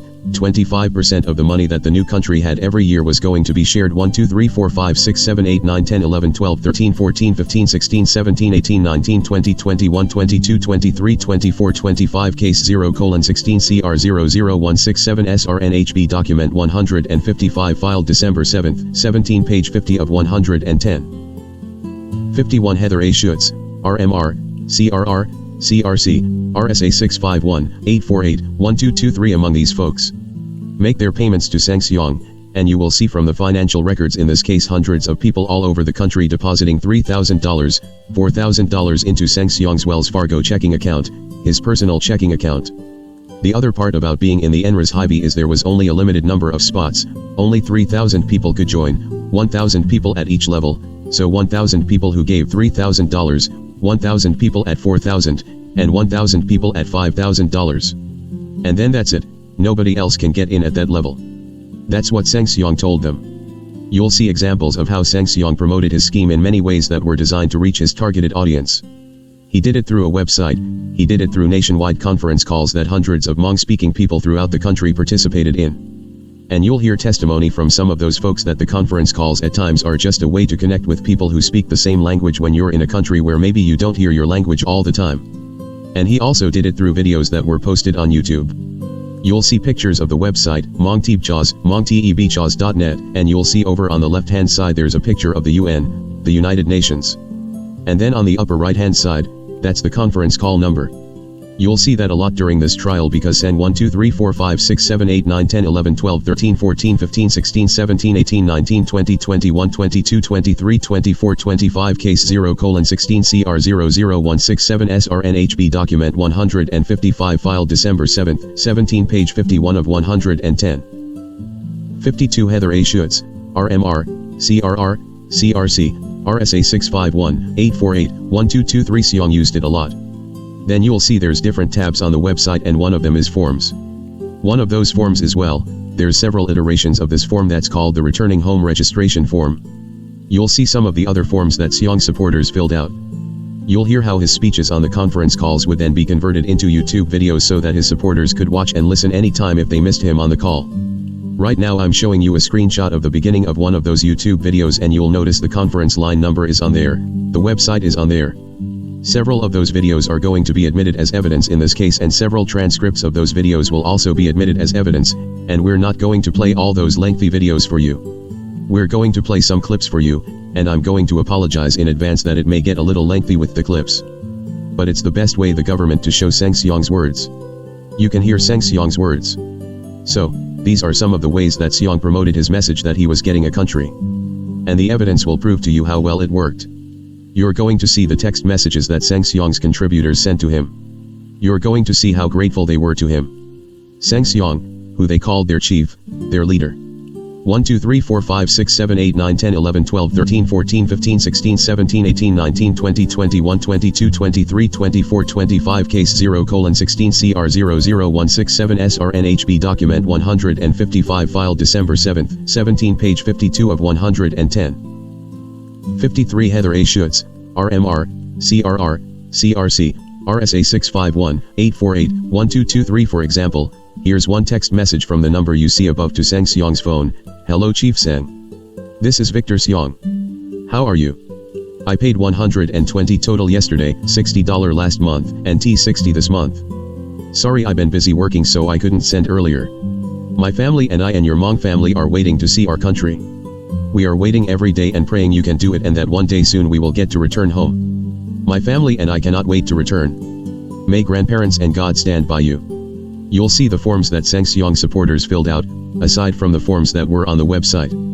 You'll see this form a lot. It's called the Hmong Teepcha's Special Class 25% Enrollment Form. You'll see it in better exhibit views later on in the trial, but you'll see it's got a place to check which category you're enrolling in. It's acknowledged by Seng Xiong, and Seng Xiong's bank account number appears on almost every single one of them. You'll see other forms, supporters who are giving Seng Xiong their personal information, their address, copies of their driver's licenses, the names of their children and their family members, lists of jobs they want to have in the new country. And you'll be left with no doubt that Seng Xiong convinced his supporters that he had important connections and relationships and that he was working with those connections at the White House, at the United Nations, to get them a country. So much 1 2 3 4 5 6 7 8 9 10 11 12 13 14 15 16 17 18 19 20 21 22 23 24 25 Case 0:16 CR00167 SRNHB Document 155 Filed December 7, 17 Page 53 of 110. 54 Heather A. Schutz, RMR, CRR, CRC, RSA 651 848 1223. So that they invested, they gave him over $1.7 million in a 20-month period, less than 2-year period.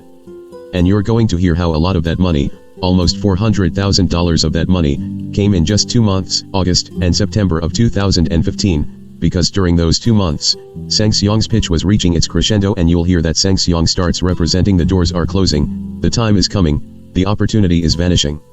What you're seeing right now on the screen is one of the cover image on a YouTube video that was posted on about September 16, 2015, the final chapter. You're going to learn during this trial that Seng Xiong didn't do this alone, and he could never have raised that much money without followers who helped him and promoted him. You're going to hear from some of those folks. You're going to hear from Steve Mua. You'll hear his name quite a bit. Steve Mua ran some of the conference calls, many of the conference calls. He took Xiong's speeches from the conference calls and had them made into YouTube videos so that supporters could watch them anytime. For a long period of time, when followers on the conference calls decided that they were going to enroll or give money, they were often directed to contact Steve Mua for further instructions. And you will hear and see how time and time again Steve Mua instructed followers to make a 1 2 3 4 5 6 7 8 9 10 11 12 13 14 15 16 17 18 19 20 21 22 23 24 25 Case 0:16 CR00167 SRNHB Document 155 Filed December 7, 17 Page 54 of 110. 55 Heather A. Schutz, RMR, CRR, CRC, RSA 651 848 1223. Deposit into Seng Xiong's personal checking account at Wells Fargo, an account that only Seng Xiong and nobody else had access to. And then the new member would text message Steve Mua their information, and Steve Mua would then forward that information to Seng Xiong and provide Seng Xiong with the new member's personal information, such as their name, address, phone number, what level they signed up at, how much they had deposited or paid toward that. And you'll see on a lot of the forms, and you'll hear about this 4-digit identification number. In some of the forms it's called the SBC number. Some supporters call it their PIN number, but it's a unique 4-digit identifier that the person has chosen to go with their name as their sort of ID for the new country. You'll see some of Steve Mua's texts. You'll see a lot of Steve Mua's text messages to Seng Xiong, texting Seng Xiong names and addresses, transaction numbers and amount numbers and PIN numbers of people who had given money. The text message above is from April 18 of 2015, and then there's one from August 6 of 2015. Those are just samples of all the text messages that you're going to see during this trial. Now, during this trial you may hear from and you may see people who support Seng Xiong, people who gave him money, People who may say they don't believe he committed a crime. Now, first of all, you're going to have the law provided to 1 2 3 4 5 6 7 8 9 10 11 12 13 14 15 16 17 18 19 20 21 22 23 24 25 case 0:16 CR 00167 SRNHB document 155 filed December 7, 17 page 55 of 110. 56 Heather A. Schutz, RMR, CRR, CRC, RSA 651-848-1223 from Judge Nelson. And the law is clear that whether someone believes they've been defrauded, that's not the test. The test is whether the defendant intentionally engaged in a scheme to defraud or to get money by false pretenses, promises, and representations. That's the law, what Seng Xiong intended. But you're going to see something else that Seng Xiong supporters, his victims, did not see, that they didn't know. You're going to see the evidence about what Seng Xiong was really doing or not doing during the time he said he was advocating for them, during the time he said he was getting them a country. Seng Xiong's victims and supporters will tell you they believed he was constantly in New York and Washington, D.C. and he was working with high-ranking officials to get a Hmong country. And that's where their money was going, and they were happy to help him with his living expenses to do that work, to get them their country. In fact, you'll even hear that Seng Xiong didn't have a permanent residence. It was actually part of his sales pitch, that he had given up having a family, having a home in order to be able to do this important work. You'll hear from witnesses in this case from the State Department, from the United Nations, from the White House. It will be clear to you that Seng Xiong wasn't working with anyone from the US government to get a country or the United Nations. However, 1 2 3 4 5 6 7 8 9 10 11 12 13 14 15 16 17 18 19 20 21 22 23 24 25 case 0:16 CR 00167 SRNHB document 155 filed December 7, 17 page 56 of 110. 57 Heather A. Schutz, RMR, CRR, CRC, RSA 651-848-1223 From the evidence you're going to see in this trial, you'll see that over the past couple years, Seng Xiong was in New York and he was in D.C. He was also in Fort Lauderdale, Las Vegas, Charlotte, North Carolina, Minneapolis, St. Paul, Fresno, Los Angeles. He did a lot of traveling. But you're not going to see any meetings on Seng Xiong's calendar because there weren't any. You're not going to see phone calls to lobbyists or legislatures or diplomats or anyone who would have the ability to actually help him advocate for a Hmong country. Where there was any type of phone call or meeting that remotely suggested any activity like that, you'll hear about that from the investigators in this case. You'll learn that Seng Xiong basically traveled from city to city, from hotel to hotel all across the country, that he often even moved around between different hotels while staying in the same city for no apparent reason, and that in that period of time, about 20 months, August 2014 to March 2016, he spent $170,000 doing that. That's $170,000 after taxes. I mean, there were no taxes. So, that's cash. And, in fact, $75,000 of that was taken out of the ATM in withdrawals over that time period. $170,000, that's about $8,500 a month working for a human rights mission to get a country. The majority of Seng Xiong's phone calls, you'll see, were just to raise money, either by getting on the 1 2 3 4 5 6 7 8 9 10 11 12 13 14 15 16 17 18 19 20 21 22 23 24 25 case 0:16 CR 00167 SRNHB document 155 filed December 7, 17 page 57 of 110. 58 Heather A. Schutz, RMR, CRR, CRC, RSA 651-848-1223 conference call to promote himself or by talking to his contributors one at a time. And the evidence will show that when he wasn't on his phone trying to get more money from people, Xiong was searching for and contacting escorts in every major city that he visited. If you look at just the phone numbers that were dialed from Seng Xiong's phone between October 1, 2014 and October 1, 2015, 33% of those were related to escort services, 511 phone numbers, 25% of them were related to contributors, known contributors. There's lots of unknown numbers that you'll hear testimony from law enforcement about. The evidence is going to show there were no business calls with world leaders, diplomats, lobbyists, lawmakers, no meetings, no conferences. You'll see that an entire year period, 20-month period, while Seng Xiong was claiming to be working at the UN and in Washington, D.C. to get a country for the Hmong people, he was doing nothing to legitimately advance that goal. There was one meeting that you'll hear about. It's a good example of what was going on here. On September 4, 2015, there was a meeting at the United Nations Visitors Center. Okay. It was a public information briefing that's available to the general public. You can request one off the United Nations website, and it's frequently requested by groups of high school or college students who want to learn 1 2 3 4 5 6 7 8 9 10 11 12 13 14 15 16 17 18 19 20 21 22 23 24 25 Case 0:16 CR00167 SRNHB Document 155 filed December 7, 17 page 58 of 110. 59 Heather A. Schutz, RMR, CRR, CRC, RSA 651-848-1223 More about the UN. So, after he had been promoting himself as someone who's a high-level, well-connected advocate working to get a country, working with the UN all the time, Seng Xiong sent an email to the UN Visitors Center off their website to request a briefing, and he made a few follow-up phone calls to the UN Visitors Center to arrange for this, and then he invited some of his supporters to come and learn more about the UN. And even though this was a general outreach meeting that anyone could get, Seng Xiong told his supporters that the reason they got it is because he knows people, because he has friends at the United Nations. And you'll see how Seng Xiong took what was essentially a student field trip and how he twisted it and mischaracterized that event to get more money.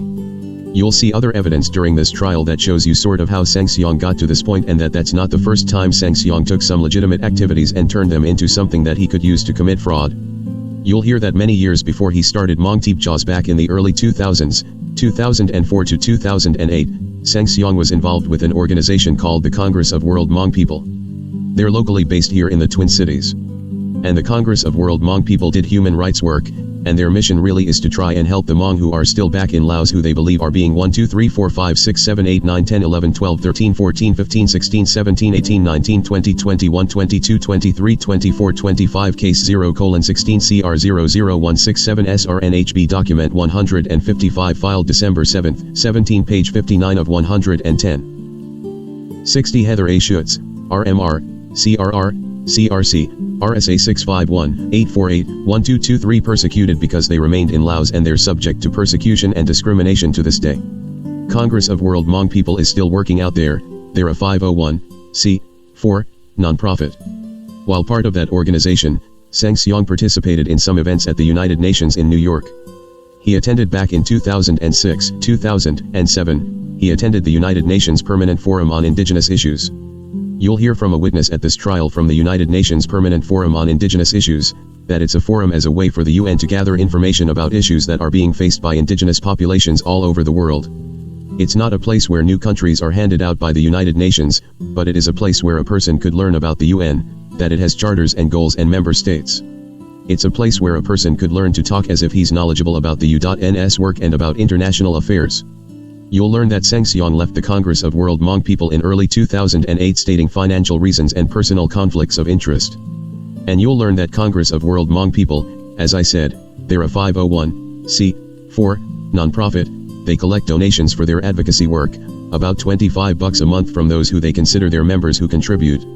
They raise about $60,000 a year, give or take, for the last decade or so to do their 1 2 3 4 5 6 7 8 9 10 11 12 13 14 15 16 17 18 19 20 21 22 23 24 25 Case 0:16 CR00167 SRNHB Document 155 filed December 7, 17 page 60 of 110. 61 Heather A. Schutz, RMR, CRR, CRC, RSA 651-848-1223 Advocacy work. But Seng Xiong left there early 2008. Then 3 years later, in 2011, Seng Xiong approached some other folks about starting a new organization to advocate for the Hmong, and you'll hear how Seng Xiong convinced these folks that he had connections in Washington, D.C. and New York, at the UN, and that they agreed to raise money so that he could travel to D.C., New York, and advocate for their cause. And their cause, again, was providing assistance to the Hmong who they believe are still suffering back in Laos, back in other places in Southeast Asia. But Xiong, you'll hear during this case, he spent about $12,000 in 6 months traveling back and forth to Washington, D.C. and New York with nothing to show for it except for a declaration on Hmong rights that he claimed he paid an expert $2,500 to have written. But he couldn't provide receipts for any of his spending, and he wouldn't tell his funders who this expert was. They asked him to leave and they closed the door of the International Fund for Hmong Development. That was the fall of 2011. Now, fast forward to 2014, and now Seng Xiong is promoting himself based on his experiences with Congress of World Hmong People and International Fund for Hmong Development as an insider, a well-connected advocate who can get information and get things done. And now not just claiming he's doing advocacy work like 1 2 3 4 5 6 7 8 9 10 11 12 13 14 15 16 17 18 19 20 21 22 23 24 25 case 0:16 CR00167 SRNHB document 155 filed December 7, 17 page 61 of 110. 62 Heather A. Schutz, RMR, CRR, CRC, RSA 651, 848, 1223. Those other organizations claim, but this time he's getting a country. He's the guy who's going to get you a country. He's going to bring you home, and he can guarantee you're going to get a free house and you're going to get free land and a free education, and then in the new country the government is going to share the money with you every year.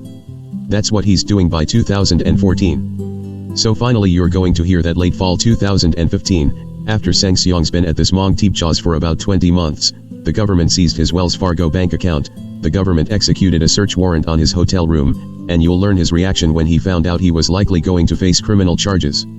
Knowing that the government is holding on to $1.2 million of money that his supporters had given him, had trusted him with, what does Seng Xiong do? He books a flight to Thailand and tries to leave the country. He was arrested trying to get on that flight. Now, Judge Nelson told you as jurors in this case you are the judges of the facts. After you see and hear all the evidence, you decide what the facts are. And you're going to notice when you came through those doors downstairs, you're not asked to leave your common sense on the conveyor belt.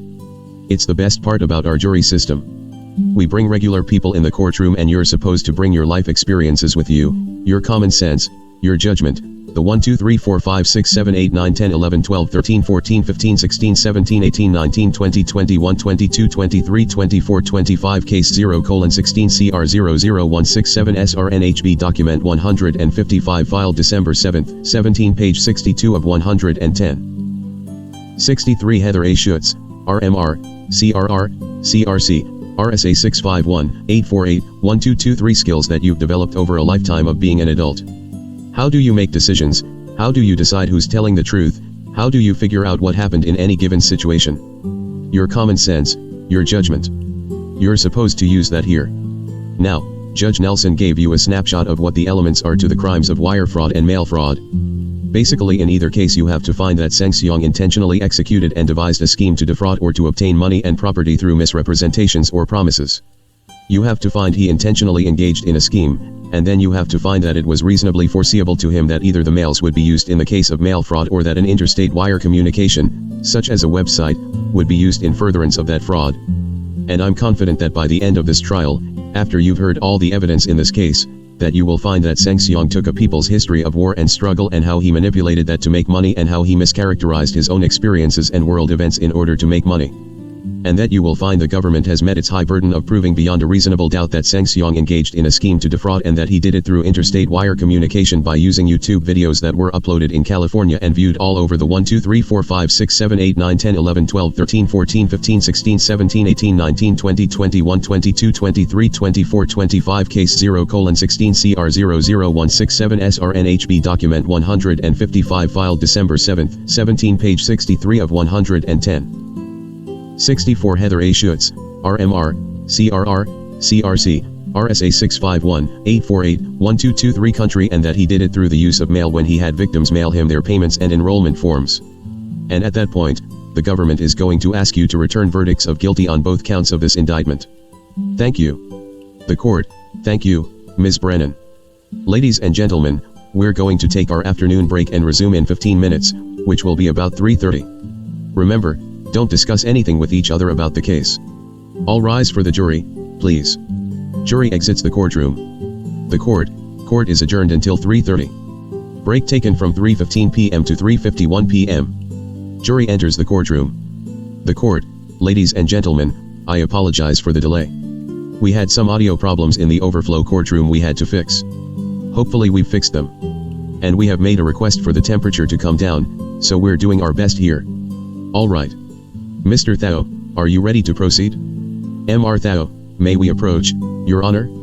The court, yes, you may.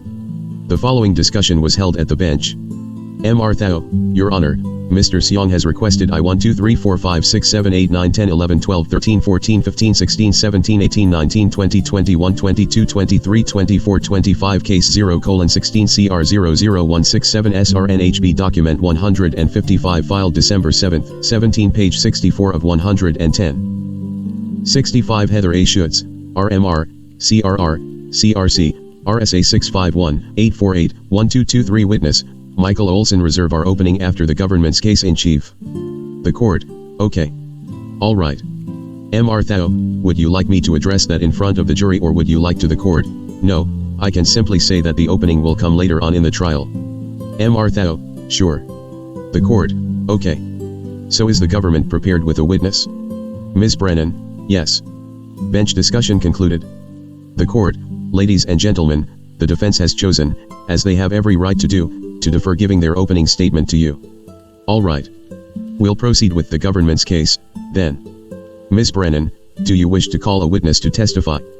Ms. Brennan, yes. Thank you, Your Honor. The government's first witness is Michael Olson. The court, okay. Very good. Very good, sir, if you would go past the witness stand and up the stairs there, remain standing, turn towards me, and raise your right hand.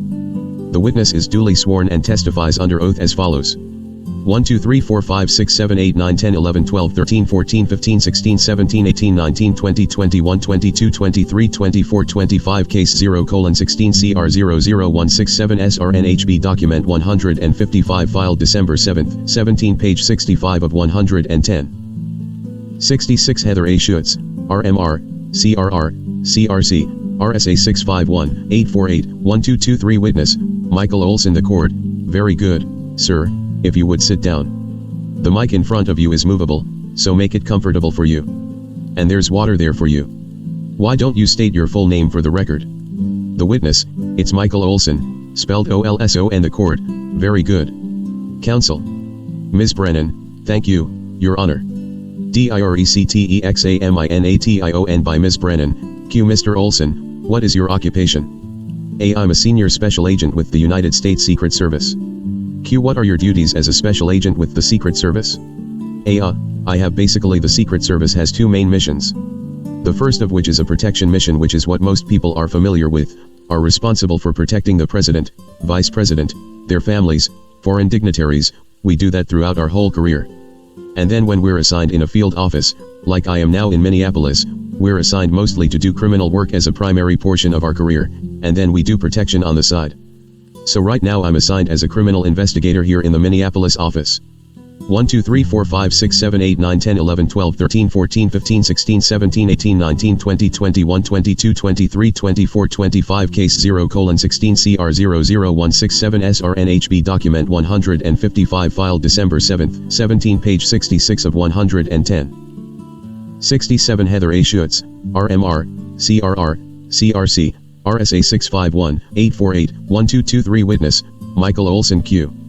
And what is the primary type of criminal investigative work that the Secret Service agents do? A. We do a variety. The primary stuff is counterfeit money investigations and then a lot of fraud-related areas involving bank fraud, credit card fraud, identity theft, money laundering, other type of fraud schemes, you know, cyber crimes, fraud occurring on the computers and things like that. Q. Your title is actually Senior Special Agent. What does that mean? A. It means I've been on the job a lot longer and have had some supervisory experience doing the protection investigative missions. And currently right now I'm assigned on the Minnesota Financial Crimes Task Force, and so I'm our office's primary liaison kind of supervisor to our relationship with our task force partners at the state and local level. Q. How long have you been a special agent with Secret Service? A. About 19 years now. Q. How many investigations, fraud type investigations would you say you've been involved in? A. Dozens. Many. Q. Can you name some of the types of cases that you've worked on? A. Sure. I worked a lot of bank fraud cases, a lot of 1 2 3 4 5 6 7 8 9 10 11 12 13 14 15 16 17 18 19 20 21 22 23 24 25 case 0:16 CR 00167 SRNHB document 155 filed December 7, 17 page 67 of 110. 68 Heather A. Schutz, RMR, CRR, CRC, RSA 651-848-1223 Witness, Michael Olson Identity theft, check forgeries, Counterfeit investigations, both national and international investigations on counterfeit. I've worked numerous fraud schemes similar to this case where people target individuals, try to get them to believe something and then get them to pay money and that kind of thing, and identity theft if I didn't mention identity theft. Q. Okay. You have been involved in the investigation of the defendant in this case, Seng Xiong? A. Yes, I have. Q. Have you been involved in this case from the beginning? A. Yes, I have. Q. What other investigative agencies have been involved? A. Primarily the St. Paul Police Department and then the Federal Bureau of Investigation. Q. And with respect to the St. Paul Police Department, in what capacity are they involved? A. They're actually the primary agency involved. There's numerous officers from two of their main criminal units, the Special Investigation Unit and the Criminal Proceeds Unit. And so their officers and supervisors assigned to those units have been primarily involved in this case. Q. Okay. And they have some of them been deputized at the federal level on the task force that you mentioned? A. Yes, I believe almost all of them on the case are what's called task force officers. We've deputized them and then 1 2 3 4 5 6 7 8 9 10 11 12 13 14 15 16 17 18 19 20 21 22 23 24 25 Case 0:16 CR 00167 SRNHB Document 155 Filed December 7, 17 Page 68 of 110. 69 Heather A. Schutz, RMR, CRR, CRC, RSA 651-848-1223 Witness, Michael Olson. They can work cases under their authority as well as their state authority. Q. When did this investigation start? A. The investigation started right around the very last couple days of September of 2015 into the first week of October of 2015. Q. And just generally speaking, how did it start? A. Law enforcement received a tip. Actually a couple tips on that a fraud scheme was occurring within the Hmong community nationwide. And then we also received a tip from Wells Fargo Bank that a couple of their customers might be being victimized, what we determined to be the same scam. Q. Okay. What were some of the investigative steps that were taken to follow up on these, this sort of initial information that you received? A. We interviewed numerous witnesses. St. Paul interviewed a couple of sources that had come forward to tip us off initially. We obtained YouTube video, we obtained other records pertaining to the internet, to the website involved in this case, and a lot of interviews started to happen in those first few weeks. Q. Did you obtain the bank records from the Wells Fargo account that you'd been notified about? A. Yes, we did. Q. And did you obtain any phone records? 1 2 3 4 5 6 7 8 9 10 11 12 13 14 15 16 17 18 19 20 21 22 23 24 25 Case 0:16 CR 00167 SRNHB Document 155 Filed December 7, 17 Page 69 of 110. 70 Heather A. Schutz, RMR, CRR, CRC, RSA 651-848-1223 Witness, Michael Olson A. We did, yes. Q. Now, we're going to have another witness explain the Wells Fargo account records in a little more detail, but can you describe just generally what those records showed? A. They showed a bank account for Mr. Seng Xiong, the defendant, that was solely in his control, as both a checking and a savings account. That particular account had been opened, I believe, in the summer of 2013, and we initial review of the records showed well over $1 million had gone into the account in a short period of time. That wasn't consistent with any type of job that we could see, and it was consistent with some of the information that we were getting from the tips, as well as the interviews we were conducting about how people were depositing money into the account. Q. What did law enforcement do at that time? A. We obtained a federal seizure warrant here in the District of Minnesota from a federal judge seizing both accounts, which basically effectively held the money pending continued investigation and the outcome of the case. Q. And what you mean by that is a seizure warrant? Just because you got a seizure warrant doesn't mean that the defendant has been convicted of anything yet? A. No, that's correct.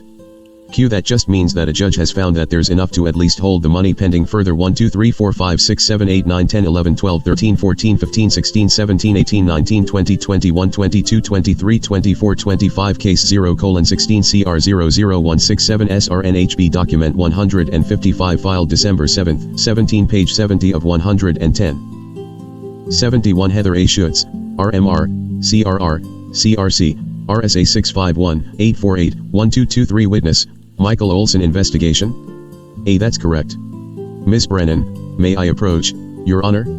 The court, you may. By Ms. Brennan, Q. Special Agent Olson, we're going to be going through several exhibits, so I'm going to hand them to you in piles as we go along. And I'd like you to take a look at Government Exhibit number 5 and tell me if you have seen that exhibit before. A. Yes, I have. Q. What is it?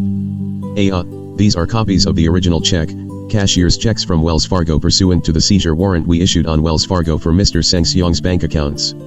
Q. OK. And when you say bank accounts, there was a checking account and then a connected savings account.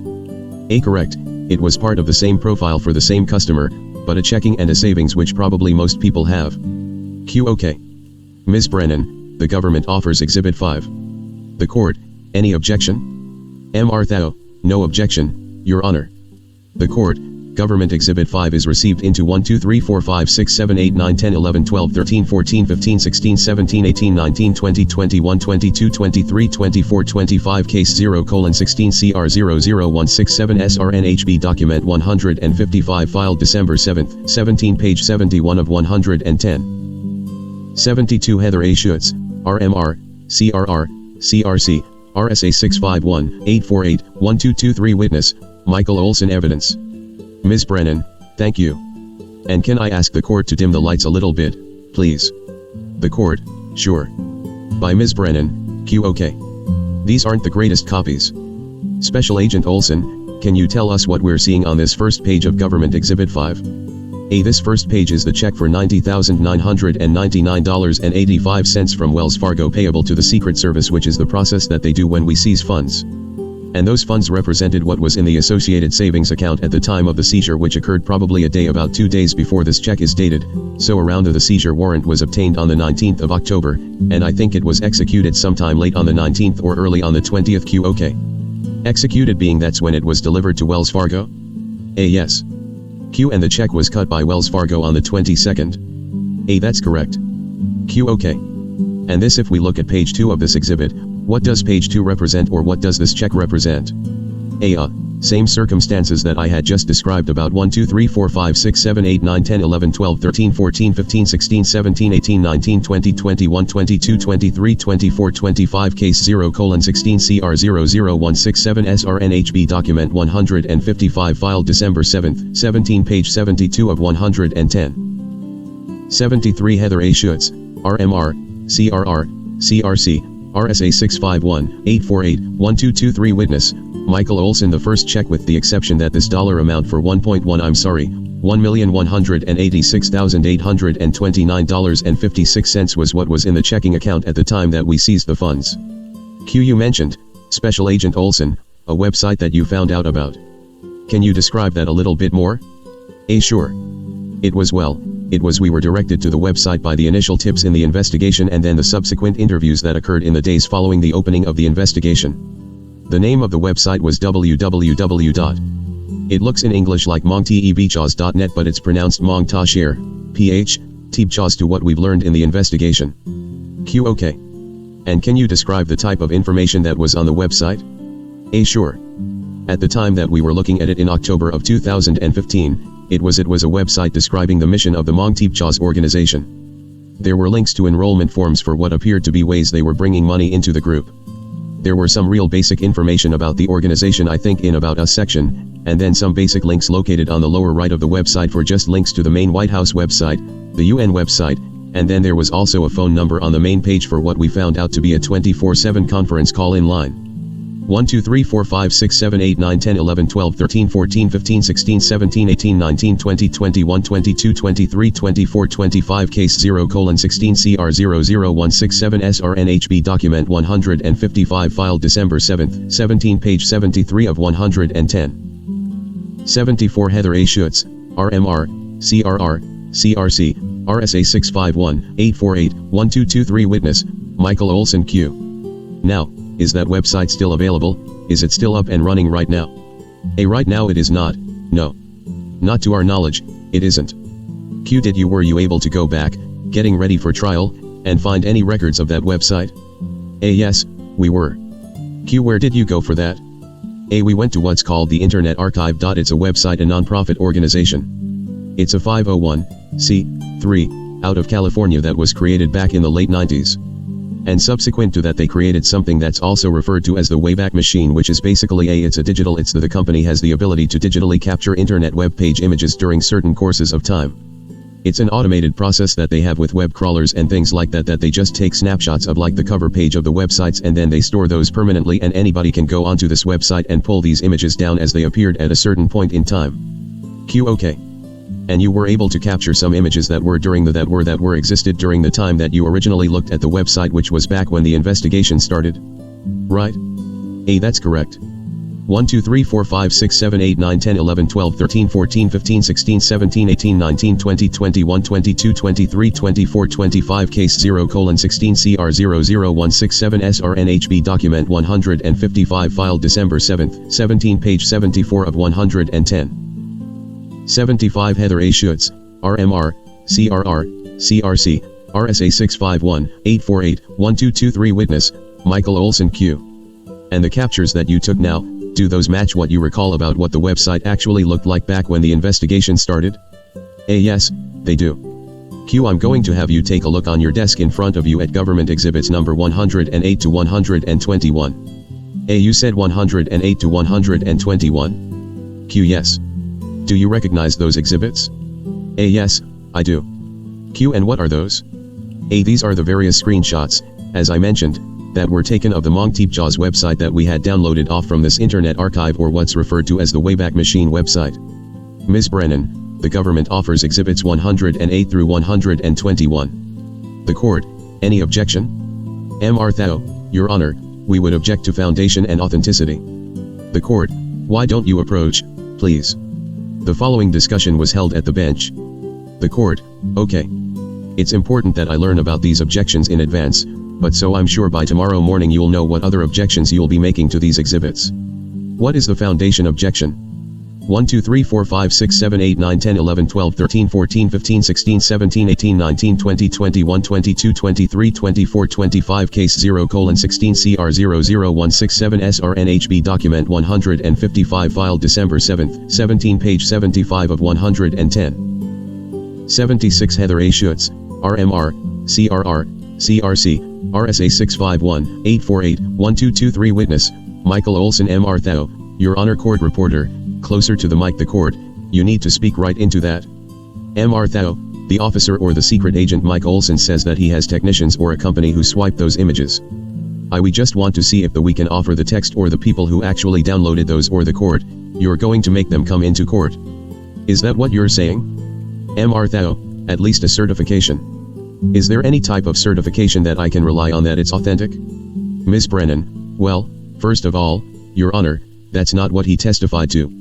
He testified that this is a non-profit. This non-profit, it's in our trial brief, has been well recognized by the courts as being reliable, a reliable archive of what has been on the internet in the past. And secondly, the agent has also testified that he actually looked at these pages back when he started the investigation, which is the date ranges from when these images were captured, and they match. The court, okay. So he's actually able to testify as to comparing them as to the authenticity, you see? M.R. Thao, yes. The court, all right. The objection is overruled. M.R. Thao, okay.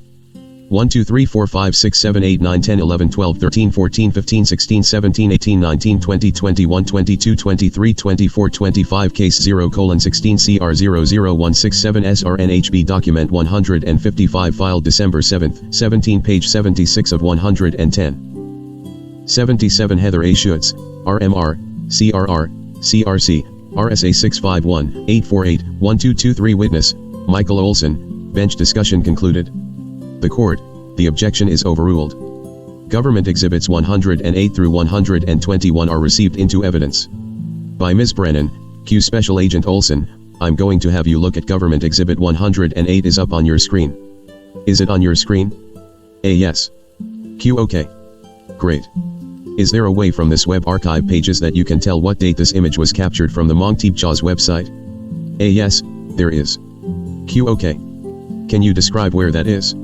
Yes, it's up here in the where I just circled in green. You can see over in the far left that's kind of the heading of the Internet Archive or Wayback Machine logo, so this image was captured on August 1st of 2015. So, as I mentioned before, this Internet Archive goes out to the internet and captures all kinds of images, and on this particular day they captured this image of the MongTeepJaws website on August 1st of 2015. Q. Okay.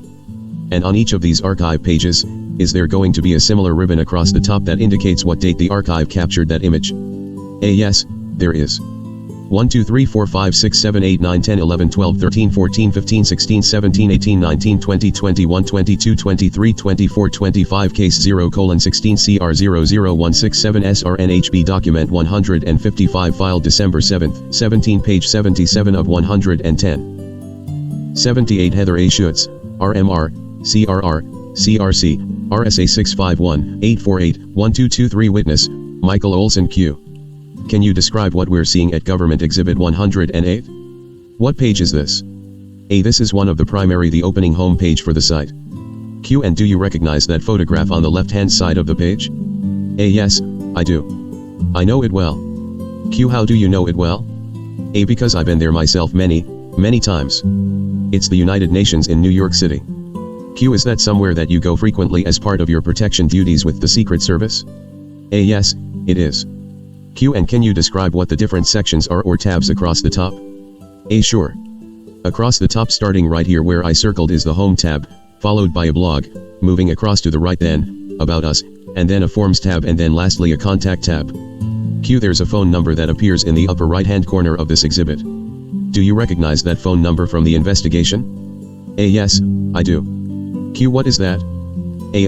That was it was registered to a company called I 1 2 3 4 5 6 7 8 9 10 11 12 13 14 15 16 17 18 19 20 21 22 23 24 25 Case 0:16 CR 00167 SRNHB Document 155 Filed December 7, 17 Page 78 of 110. 79 Heather A. Schutz, RMR, CRR, CRC, RSA 651 848 1223 Witness, Michael Olson Believe.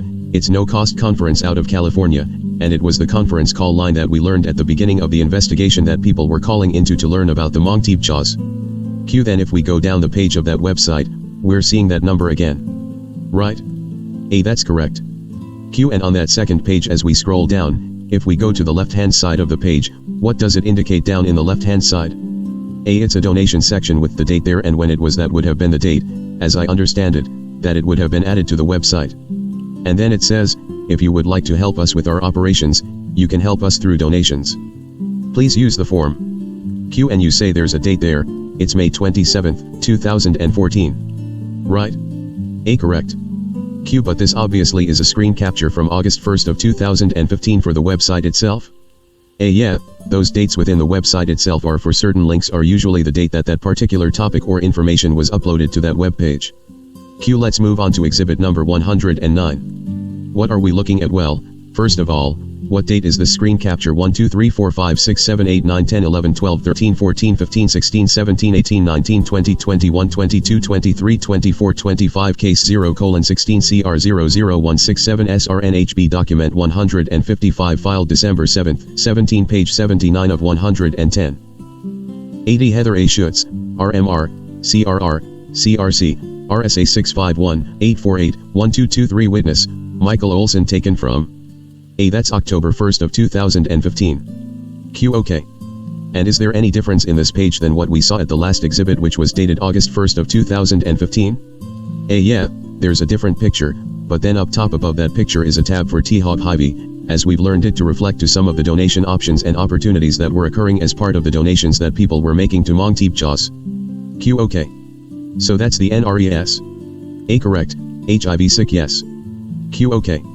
Now, if we were to follow that link, we skip forward to exhibit number 113, is that right? A. Yes. Q. And what date is exhibit 113 captured? A. That was September 29th of 2015. Q. Okay. So the day before the last page we saw. A. Correct. Q. And it appears in exhibit 113, we're on the NRES Hy-Vee tab. A. That's correct, which is evidenced by the red kind of bar that's underneath the tab itself. Q. Okay. What type of information is on this page? A. I don't know that I don't recall what the Hmong writing is above the fill in the blank boxes, but 1 2 3 4 5 6 7 8 9 10 11 12 13 14 15 16 17 18 19 20 21 22 23 24 25 Case 0:16 CR 00167 SRNHB Document 155 Filed December 7, 17 Page 80 of 110. 81 Heather A. Schutz, RMR, CRR, CRC, RSA 651-848-1223 Witness, Michael Olson. They're basically asking for first and last name and a phone number. Q, and then there's a button there that says submit, right? A, correct. Q, if we go to government exhibit number 111, what is this exhibit? A, this was a page from there, a mission page within their website under the About Us link. Q, okay. And what date was this image taken? A, that was captured October 17th of 2015.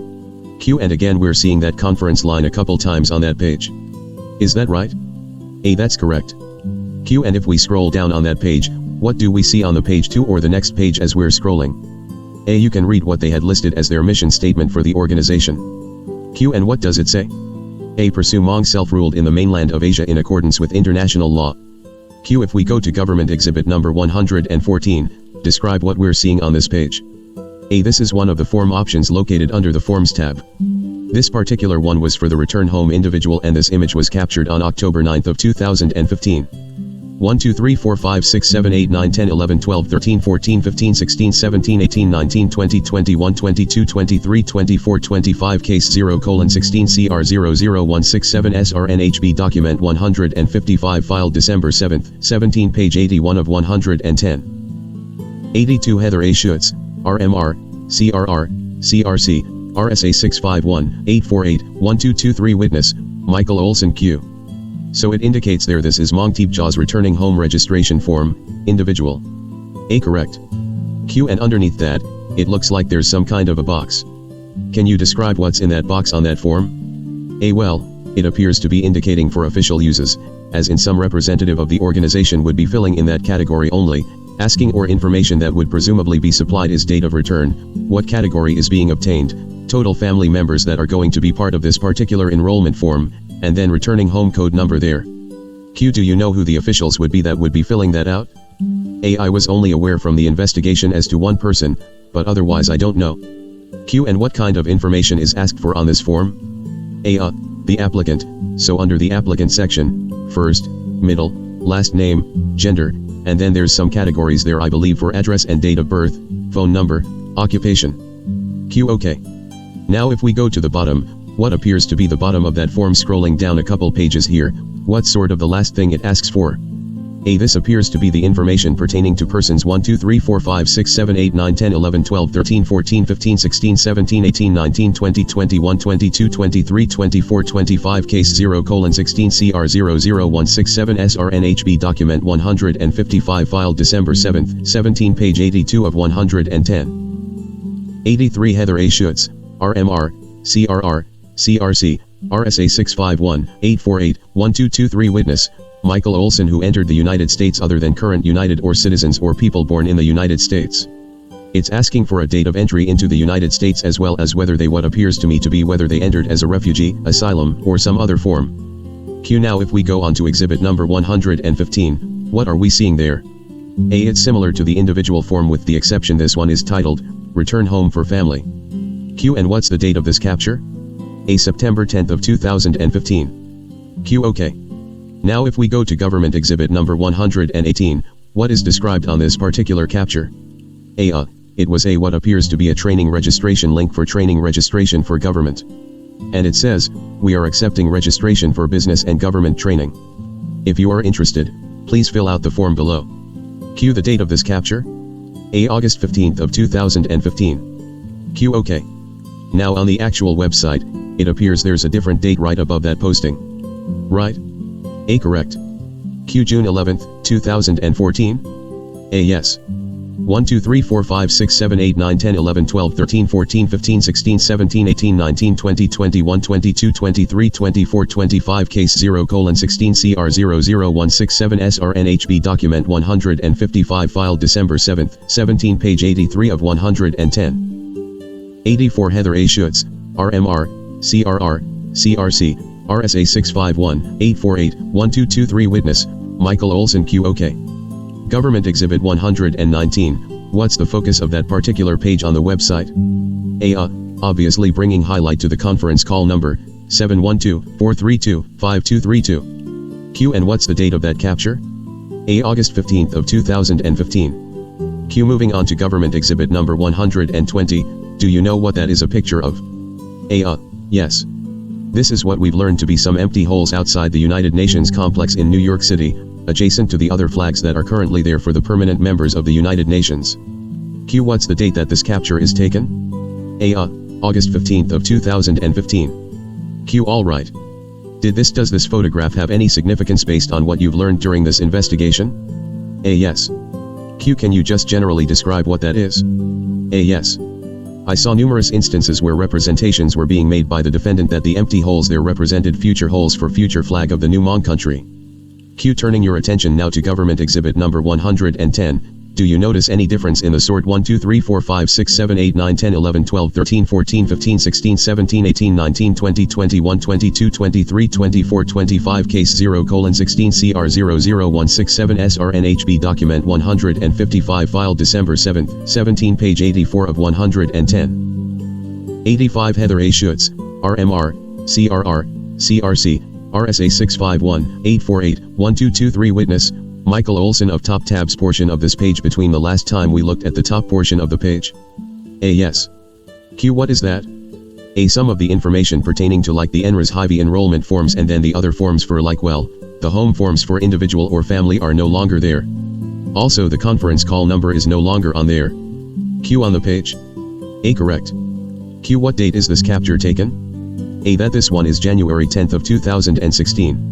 Q. So if the other pages we were looking at were more like September, October 2015, did anything significant happen between, say, October 1st end of 2015 and October or January 10th of 2016? A. Yes.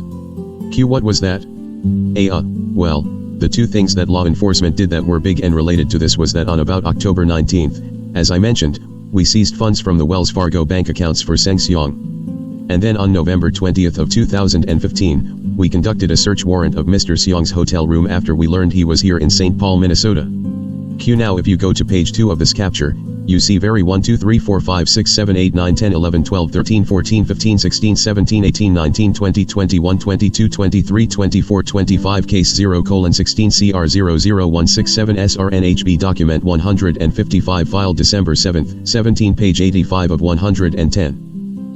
86 Heather A. Schutz, RMR, CRR, CRC, RSA 651 848 1223 Witness, Michael Olson. Faintly an entry there that under the date June 8, 2014, can you read what that entry is? A. Yes. Hmong Declaration on the Right to Development, Security, and Freedoms. Q. And do you know what happens if you follow that link right there on the website? A. My recollection is on that one, if you click on it, it goes to what's purported to be a Hmong Declaration issued, I believe, it was in 2011. Q. Okay. So if we go to government exhibit number 117, is that the declaration that you're referring to that pops up if you follow that link? A. Yes, it is, and that's the date I was referring to right there, May 16th of 2011. Q. Okay. And what date is the screen capture done? A. January 21st of 2016. Q. Okay. So this was like 11 days after that last link that we just looked at? A. That's correct. Q. Do you know what this is, this Hmong Declaration on the Right to Development, Security, and Freedoms? A. I know roughly how it originated and what it is. I don't completely understand the meaning behind why it was written. Q. So, do you know what the World Wire is? A. Yes. 1 2 3 4 5 6 7 8 9 10 11 12 13 14 15 16 17 18 19 20 21 22 23 24 25 case 0:16 CR 00167 SRNHB document 155 filed December 7, 17 page 86 of 110. 87 Heather A. Schutz, RMR, CRR, CRC, RSA 651 848 1223 Witness, Michael Olson. Q. What's the World Wire? A. It's basically anybody, for example, anybody could write an article, a press release, a story, and pay a fee and go to the World Wire and ask for it to be published, and the World Wire publishes it on the internet. Q. Okay. And this Hmong Declaration, if you scroll down on it, it's written sort of like a proclamation or a yes. Q. A government, sort of archaic government document. Right? A. Yes. Q. If you scroll to the bottom of it, about 3 pages down, what does it list to be sort of the attribution for that Hmong Declaration? A. It's for the defendant's name, Seng Xiong, lists himself as the Hmong International Political Affairs Division with a New York-based telephone number, just the city of New York and a zip code, and then a New York-based fax number followed by an email address. Q and again at the top of this declaration, it appears to be the declaration itself appears to be dated May 16, 2011. Is that right? A. That's correct. Q and who does it say is making this declaration? A. The International Fund for Hmong Development, which we've 1 2 3 4 5 6 7 8 9 10 11 12 13 14 15 16 17 18 19 20 21 22 23 24 25 case 0:16 CR 00167 SRNHB document 155 filed December 7, 17 page 87 of 110. 88 Heather A. Schutz, RMR, CRR, CRC, RSA 651 848 1223 Witness, Michael Olson seen referred to as the acronym IFHD, as well. Q. Okay. Did you ever follow up as you're, at the time you're looking at the website and, obviously investigating this Hmong Tipchas organization, did you ever follow up on what you saw there for the International Fund for Hmong Development or Hmong Tipchas to see if they were, any kind of a legitimate business entity or registered somewhere?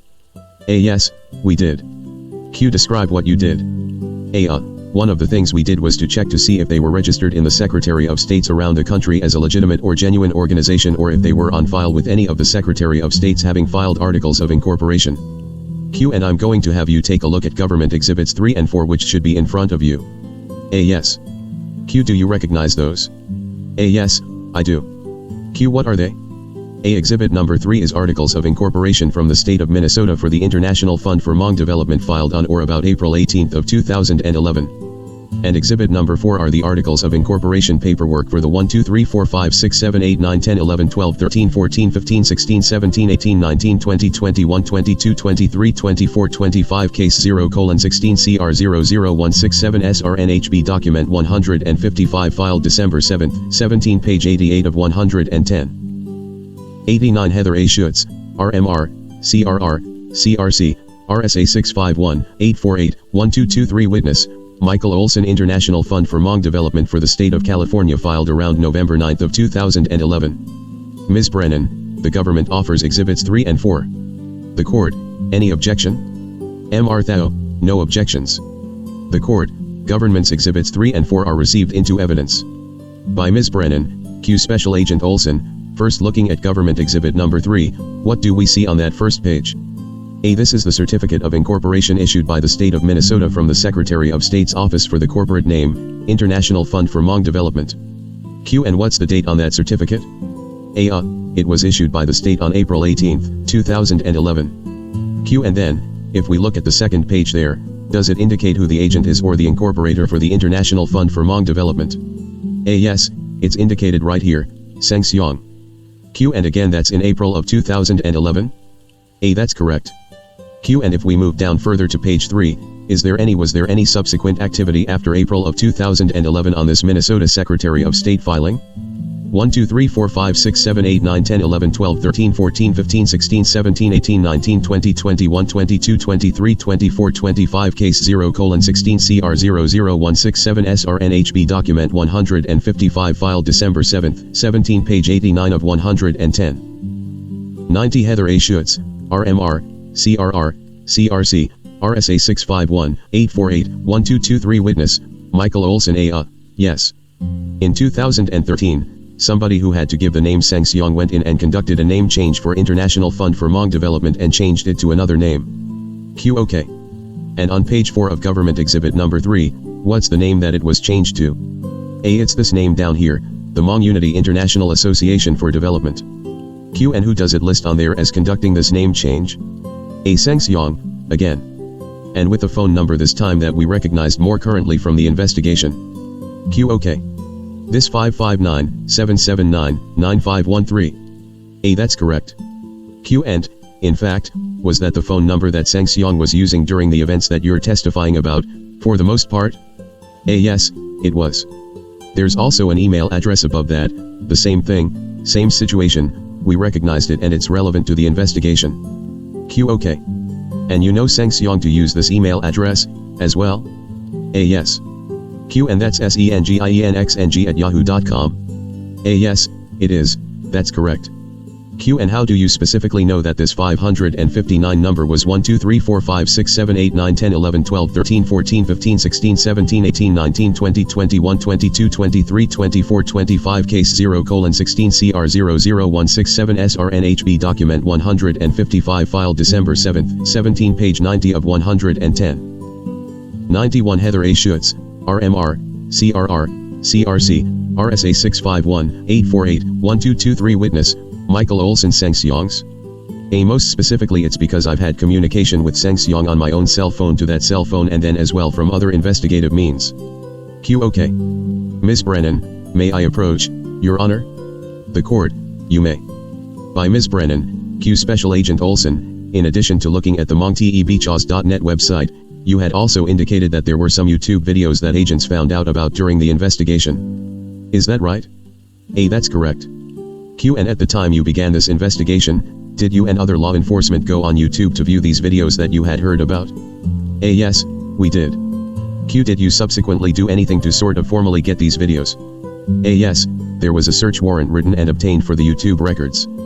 Q. And describe a little bit how that works for the jury. A. Well, in this case YouTube is owned by Google, and so the investigator assigned to write that particular warrant 1 2 3 4 5 6 7 8 9 10 11 12 13 14 15 16 17 18 19 20 21 22 23 24 25 case 0:16 CR00167 SRNHB document 155 filed December 7, 17 page 91 of 110. 92 Heather A. Schutz, RMR, CRR, CRC, RSA 651 848 1223 Witness, Michael Olson would write the warrant stating probable cause as to why we believe the information contained within the email records is relevant to the investigation. That information is presented to a judge. The judge reviews the affidavit for accuracy and to determine if there's enough probable cause, and at that time they'll either sign it or won't sign it if they feel there's enough probable cause. If they sign it, we take that search warrant and then serve it upon Google, who complies with the request and then returns us the records for the specific information we're looking for that's requested within the warrant that the judge signs. Q. And you actually did the warrant based on a particular account that you had seen these videos on. Is that right? A. Yes, we did. It's called a YouTube channel. Q. Okay. And did Google, in response to your search warrant, did you get any information about the account itself? A. Yes, we did. We get what's called, well, it's like it's general information, it's also called metadata, which is just basically data about the data. So, it tells us whose channel it was, generally when the records, what the time frame is for the records, and things like that, date posted, things like that. Q. I'm going to have you look at government exhibits number 61 and 62. A. Okay. 1 2 3 4 5 6 7 8 9 10 11 12 13 14 15 16 17 18 19 20 21 22 23 24 25 case 0:16 CR00167 SRNHB document 155 filed December 7, 17 page 92 of 110. 93 Heather A. Schutz, RMR, CRR, CRC, RSA 651 848 1223 Witness, Michael Olson Q. Do you recognize those exhibits? A. Yes, I do. Q. And what are they? A. Exhibit 61 is basically the metadata I just talked about. It's about the account information from Google for the specific YouTube channel we asked for a subject by the name of Steve Mua.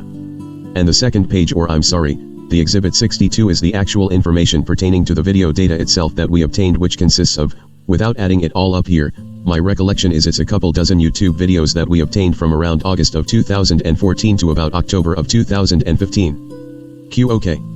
Ms. Brennan, the government offers exhibit 61 and 62. The court, any objection? Mr. Thao, no objections.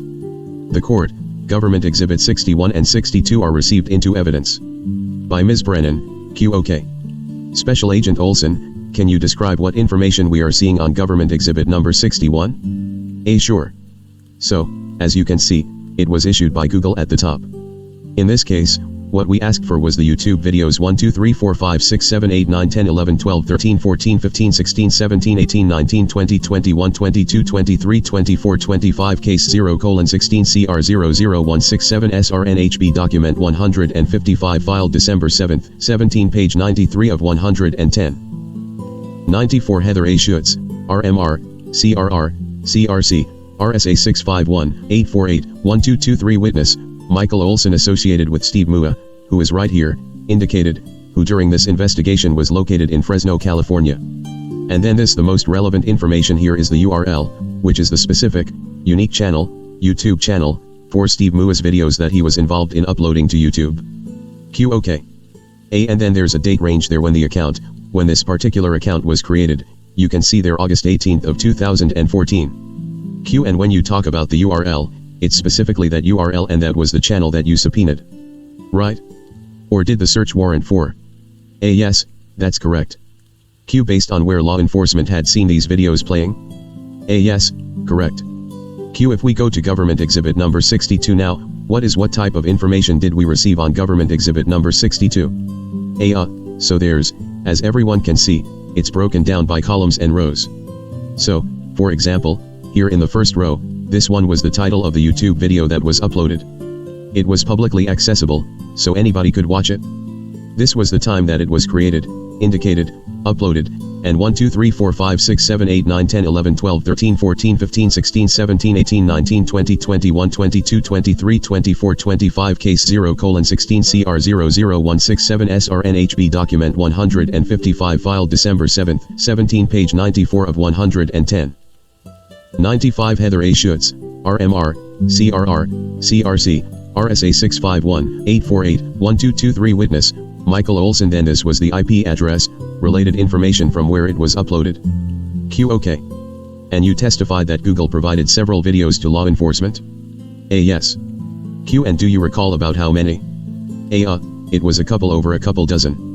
Some of them were we have information that something had existed but it was deleted by the time we had gotten to it to the search warrant, but I believe the ones we actually obtained was over 2 dozen. OK.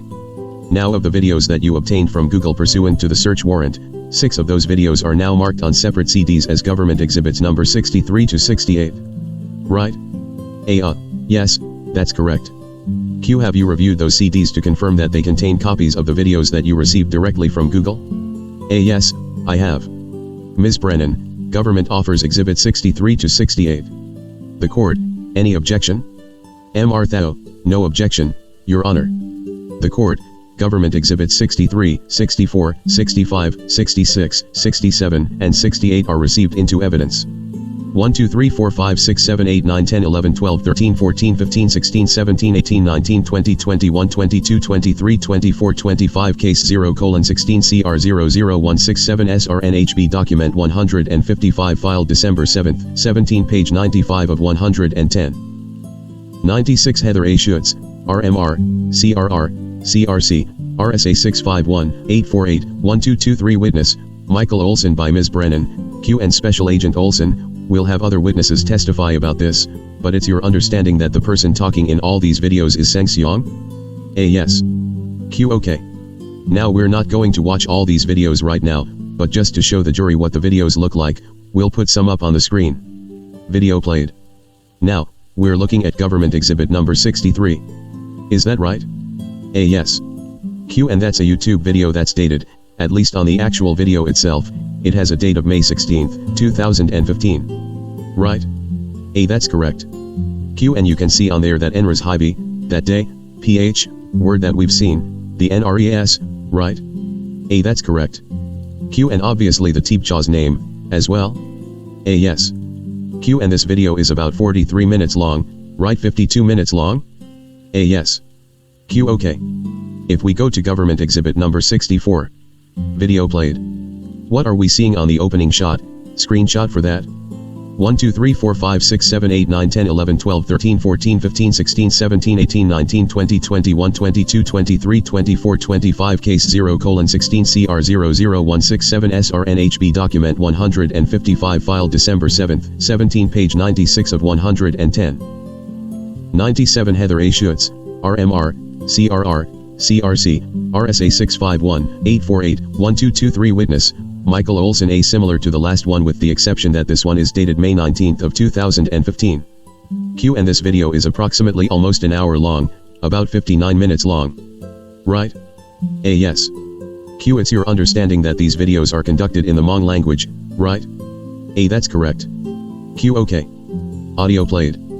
Government exhibit number 65 on your screen. Can you describe what this picture looks like? Yes. It's a little different looking. It's got a title, which I should point out and I didn't in the last two, to my recollection based off of reviewing some other information in the case, I believe this is a reference to Seng Xiong specifically as far as among name he's referred to as KOU based on my recollection from other information. In this case there's also reference to the Mong Teepcha's conference call line specifically that these were recorded from and uploaded to YouTube, and then reference to the Mong Teepcha's website that we spoke about earlier. And this video is about 18 minutes long. Is that right? Yes. Moving on to government exhibit number 66. 1 2 3 4 5 6 7 8 9 10 11 12 13 14 15 16 17 18 19 20 21 22 23 24 25 case 0:16 CR 00167 SRNHB document 155 filed December 7, 17 page 97 of 110. 98 Heather A. Schutz, RMR, CRR, CRC, RSA 651 848 1223 Witness, Michael Olson, audio played. What are we seeing on the initial screen for this video? Again, what we came to recognize routinely from the website and other paperwork, indicated, the Mong Teepcha's logo, the date of August 20th, 2015, again reference to the name I recall referring to Seng Xiong, and the Mong Teepcha's website and conference call-in number located right there, indicated. This particular YouTube video is about 22 minutes long? That's correct. If we go to government exhibit number 67. Audio played. Can you describe what we're seeing on the screen here at government exhibit 67? Specifically the Mong Teepcha's logo again in the lower left, lower right of the screen. And then as everybody saw, the Mong Teepcha's words come rising out of the globe there as the video starts. Audio played. And this name that just came or the three words that just came up from down below, KEEB, THAWJ, XEEB, that's what you testified is your understanding, a way that Seng Xiong's name is written or referred to in Hmong. That's what I've seen, yes. And then what are we seeing coming out of the left hand 1 2 3 4 5 6 7 8 9 10 11 12 13 14 15 16 17 18 19 20 21 22 23 24 25 case 0:16 CR 00167 SRNHB document 155 filed December 7, 17 page 98 of 110. 99 Heather A. Schutz, RMR, CRR, CRC, RSA 651 848 1223 Witness, Michael Olson side of this screen. The date of September 11, 2015. Audio played. How long is this video? It's approximately 36 minutes, I believe it was. Okay. And if we go to government exhibit number 68, can you describe what we are seeing on the screen here for government exhibit number 68? This is says the final chapter followed by the word or the year 2015 in what appears to be sparklers or something written of that form of the Mong Teepcha's. And I should point out, I didn't before but the spelling of Mong, HMOOB, is what I've learned in the investigation to be the Mong spelling of Mong the way we see it written in English. Audio played. And what are we seeing now on the screen on the date of about 15 seconds in? The date of September 16, 2015. Okay. Law enforcement obtained another YouTube video during this investigation that was posted on a different channel of YouTube, right, that was not posted on Steve Mua's YouTube channel that we've just reviewed? That's correct. Can you describe for the jury what is on the CD that's labeled government exhibit number 71? 1 2 3 4 5 6 7 8 9 10 11 12 13 14 15 16 17 18 19 20 21 22 23 24 25 case 0:16 CR 00167 SRNHB document 155 filed December 7, 17 page 99 of 110. 100 Heather A. Schutz, RMR, CRR, CRC, RSA 651 848 1223 Witness, Michael Olson A. This should be the video that's from a news organization called, I believe it's spelled SUAB, I'm not going to correctly pronounce it, but it's basically a Hmong news channel and it's an internet news channel. I don't know or I don't recall if they're actually on a local television and that, but this is a website you can go to for pertaining specifically to Hmong related international news. And you visited this channel? We did, yes. And did you obtain this video from that channel? From the YouTube upload of from this news one, yes. Okay. And what does this video have on it or what's the content of this video? It's a news anchor of some type for the Hmong news channel interviewing who is everybody is made to be sure as Seng Xiong by name and identity, but what they do is they don't actually show a photo of Seng Xiong. So, it's not clear if he's being interviewed in the studio or if he's being interviewed as part of a phone call, but it's an interview of Seng Xiong. Ms. Brennan, the government offers exhibit 71. The court, Any objection? Mr. Thao, no objection. The court, Government Exhibit 71 is received into 1 2 3 4 5 6 7 8 9 10 11 12 13 14 15 16 17 18 19 20 21 22 23 24 25 Case 0:16 CR 00167 SRNHB Document 155 Filed December 7, 17 page 100 of 110. 101 Heather A. Schutz, RMR, CRR, CRC, RSA 651-848-1223 Witness, Michael Olson Evidence. By Ms. Brennan, QOK. Special Agent Olson, I'm going to ask, what are you kind of just seeing on the screen right now in the beginning of this video? A. It starts out like typical news programs do, flashes of images of current event type things. There's clear writing that indicates it's the Suab Hmong Broadcasting, again spelled SUAB, with the acronym SheBC.com, and then it says with the Hmong community. QOK. And at the top there's a little caption, you can't see very well, but can you see what it says? A. Yeah, that was the title of this particular news segment. QOK. Which is what? A. It was it's titled What is Hmong Country, Is It Scam or Real? Q. And when you say the title of it, that's the title that the news station gave it. Is that right? A. Correct. Q. That's not the title that law enforcement put on there or anything. A. No. Q. That was on there? A. Nope, this is their original broadcast of this information. 1 2 3 4 5 6 7 8 9 10 11 12 13 14 15 16 17 18 19 20 21 22 23 24 25 Case 0:16 CR 00167 SRNHB Document 155 Filed December 7, 17 page 101 of 110. 102 Heather A. Schutz, RMR, CRR, CRC, RSA 651-848-1223 Witness, Michael Olson QOK. Now if we go to about a minute and 6 seconds on this video. Video played. Can you describe what we're seeing there? A. This is who we believe to be one of the news anchors, if you will, from the Hmong News channel here. And it appears that he's currently located, based on the banner below him, in the city of St. Paul, Minnesota, and at the date of this particular interview was occurring on April 16 of 2015. QOK. Now you don't know the date of April 16, 2015 is on there, but the interview could presumably have happened on a different day, right? A. Presumably, yes. QOK. But this is the date that was indicated as the date it was shown on this Hmong news station? A. Yes. Video played. Q. And obviously the reporter there is speaking in, not in English. Right? A. Correct, it's in Hmong. Q. Video played. And right about 2 minutes and 50 seconds in this video, what are we seeing on the screen now? A. It's the same news correspondent as indicated there, this time they're putting his name there so he appears to be named Seng Xiong and 1 2 3 4 5 6 7 8 9 10 11 12 13 14 15 16 17 18 19 20 21 22 23 24 25 Case 0:16 CR 00167 SRNHB Document 155 Filed December 7, 17 page 102 of 110.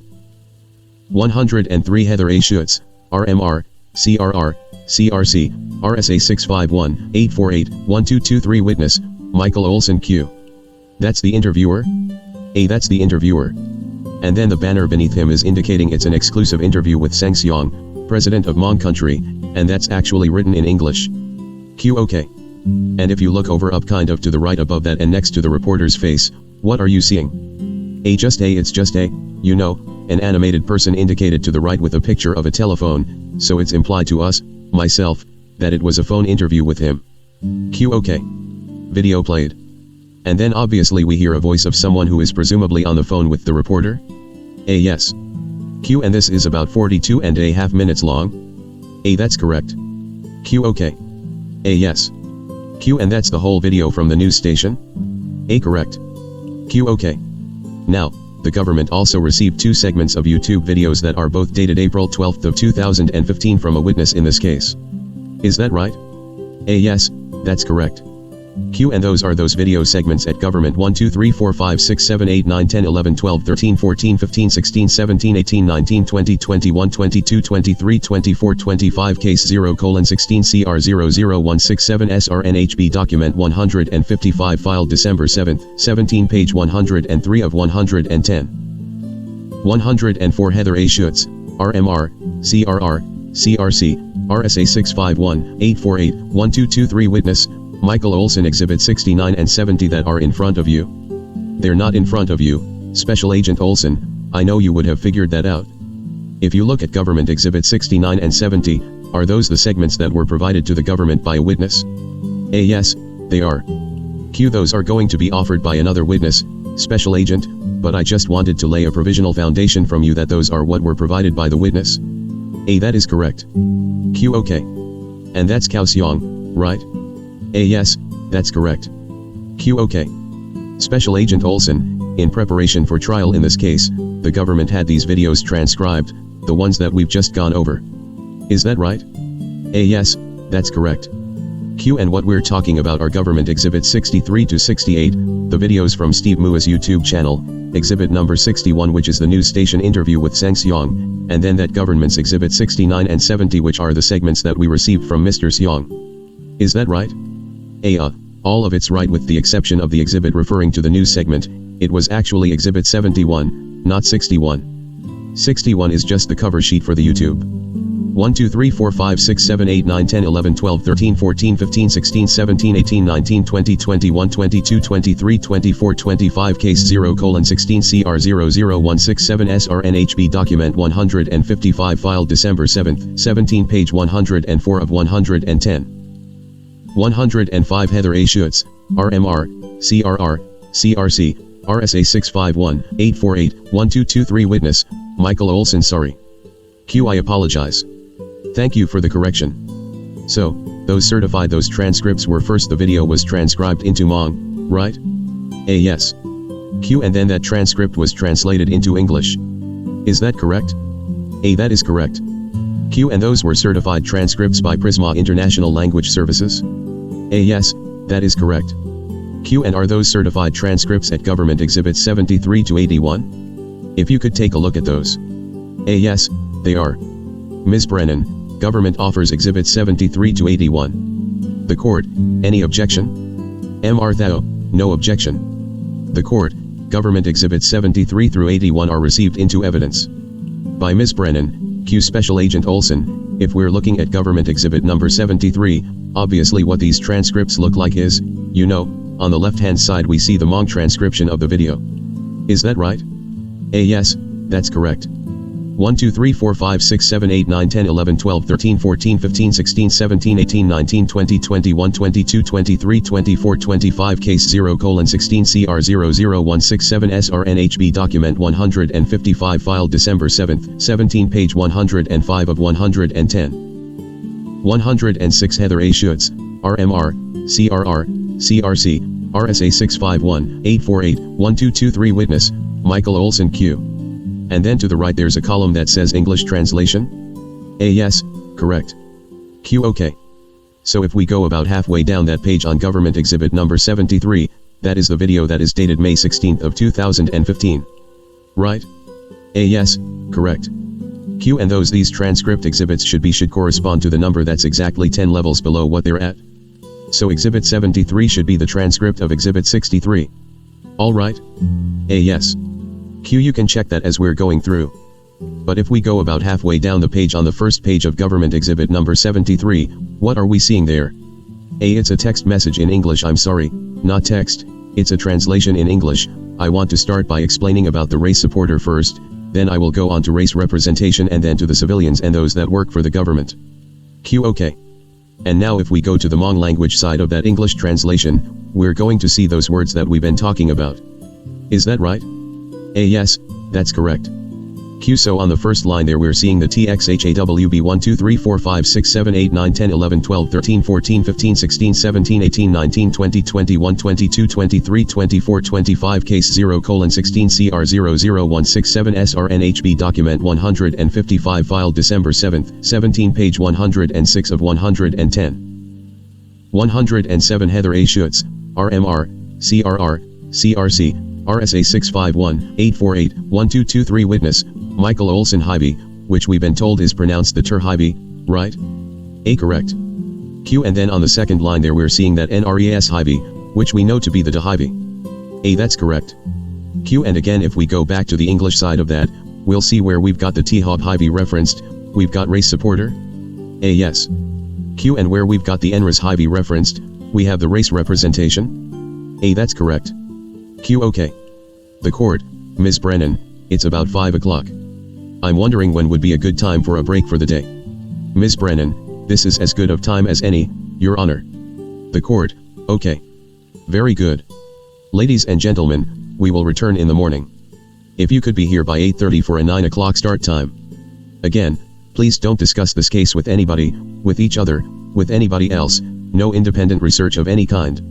If you have any difficulty with driving, I think Susan has provided you a number to call. Please call and tell us how far 1 2 3 4 5 6 7 8 9 10 11 12 13 14 15 16 17 18 19 20 21 22 23 24 25 Case 0:16 CR 00167 SRNHB Document 155 Filed December 7, 17 Page 107 of 110. 108 Heather A. Schutz, RMR, CRR, CRC, RSA 651-848-1223 Witness, Michael Olson. Away you are, so we know just what is causing the delay. Have a nice evening. All rise for the jury, please. Jury exits the courtroom. The court, please be seated. Special Agent, you may step down. The witness, yes, ma'am. Witness leaves stand. The court, okay. Ms. Brennan, what can we expect tomorrow, then? Ms. Brennan, Your Honor, we expect probably to spend a good portion of the morning with Special Agent Olson. We then are calling Adam Siegfried, who is also from the St. Paul Police Department, and Yelengbang from the St. Paul Police Department. We also expect to call KOU XIONG and Suk Thao tomorrow. We may call Steve Mua depending on how much time we have in the afternoon. The court, if you could share with the defense what exhibits you expect to offer tomorrow so that in the morning I can learn if there's any objections to those. Ms. Brennan, okay. Thank you, Your Honor. The court, very good. Anything else from the government today? Ms. Brennan, not today. The court, very good. Anything from the defense? 1 2 3 4 5 6 7 8 9 10 11 12 13 14 15 16 17 18 19 20 21 22 23 24 25 Case 0:16 CR 00167 SRNHB Document 155 Filed December 7, 17 Page 108 of 110. 109 Heather A. Schutz, RMR, CRR, CRC, RSA 651-848-1223 Mr. Thao. Mr. Thao, nothing, Your Honor.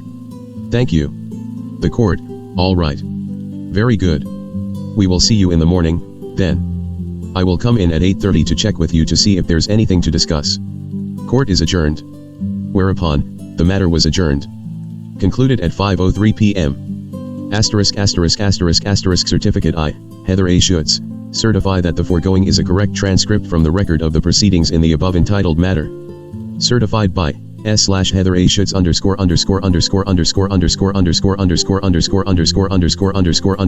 A. Schutz, RMR, CRR, CRC, RSA Official Court Reporter 1 2 3 4 5 6 7 8 9 10 11 12 13 14 15 16 17 18 19 20 21 22 23 24 25 Case 0:16 CR 00167 SRNHB Document 155 Filed December 7, 17 Page 109 of 110. 110 Heather A. Schutz, RMR, CRR, CRC, RSA 651-848-1223 INDEX Page, Proffer Republic Authority Evidence. 2 voir dire commenced, filed as separate transcript. 26 Preliminary Jury Instructions. 30 Opening Statement by Mr. Brennan. 45 Opening Statement by Mr. Thao, deferred. 65 Witness, Michael Olson. Direct Examination by Ms. Brennan. 66 EXHIBITS, Page admitted, Government Defense 3 to 4, 89, None 5, 71, 61 to 62, 93, 63 to 68, 95, 73 to 81, 105, 108 to 121, 77, 1 2 3 4 5 6 7 8 9 10 11 12 13 14 15 16 17 18 19 20 21 22 23 24 25 Case 0:16 CR 00167 SRNHB Document 155 Filed December 7, 17 Page 110 of 110.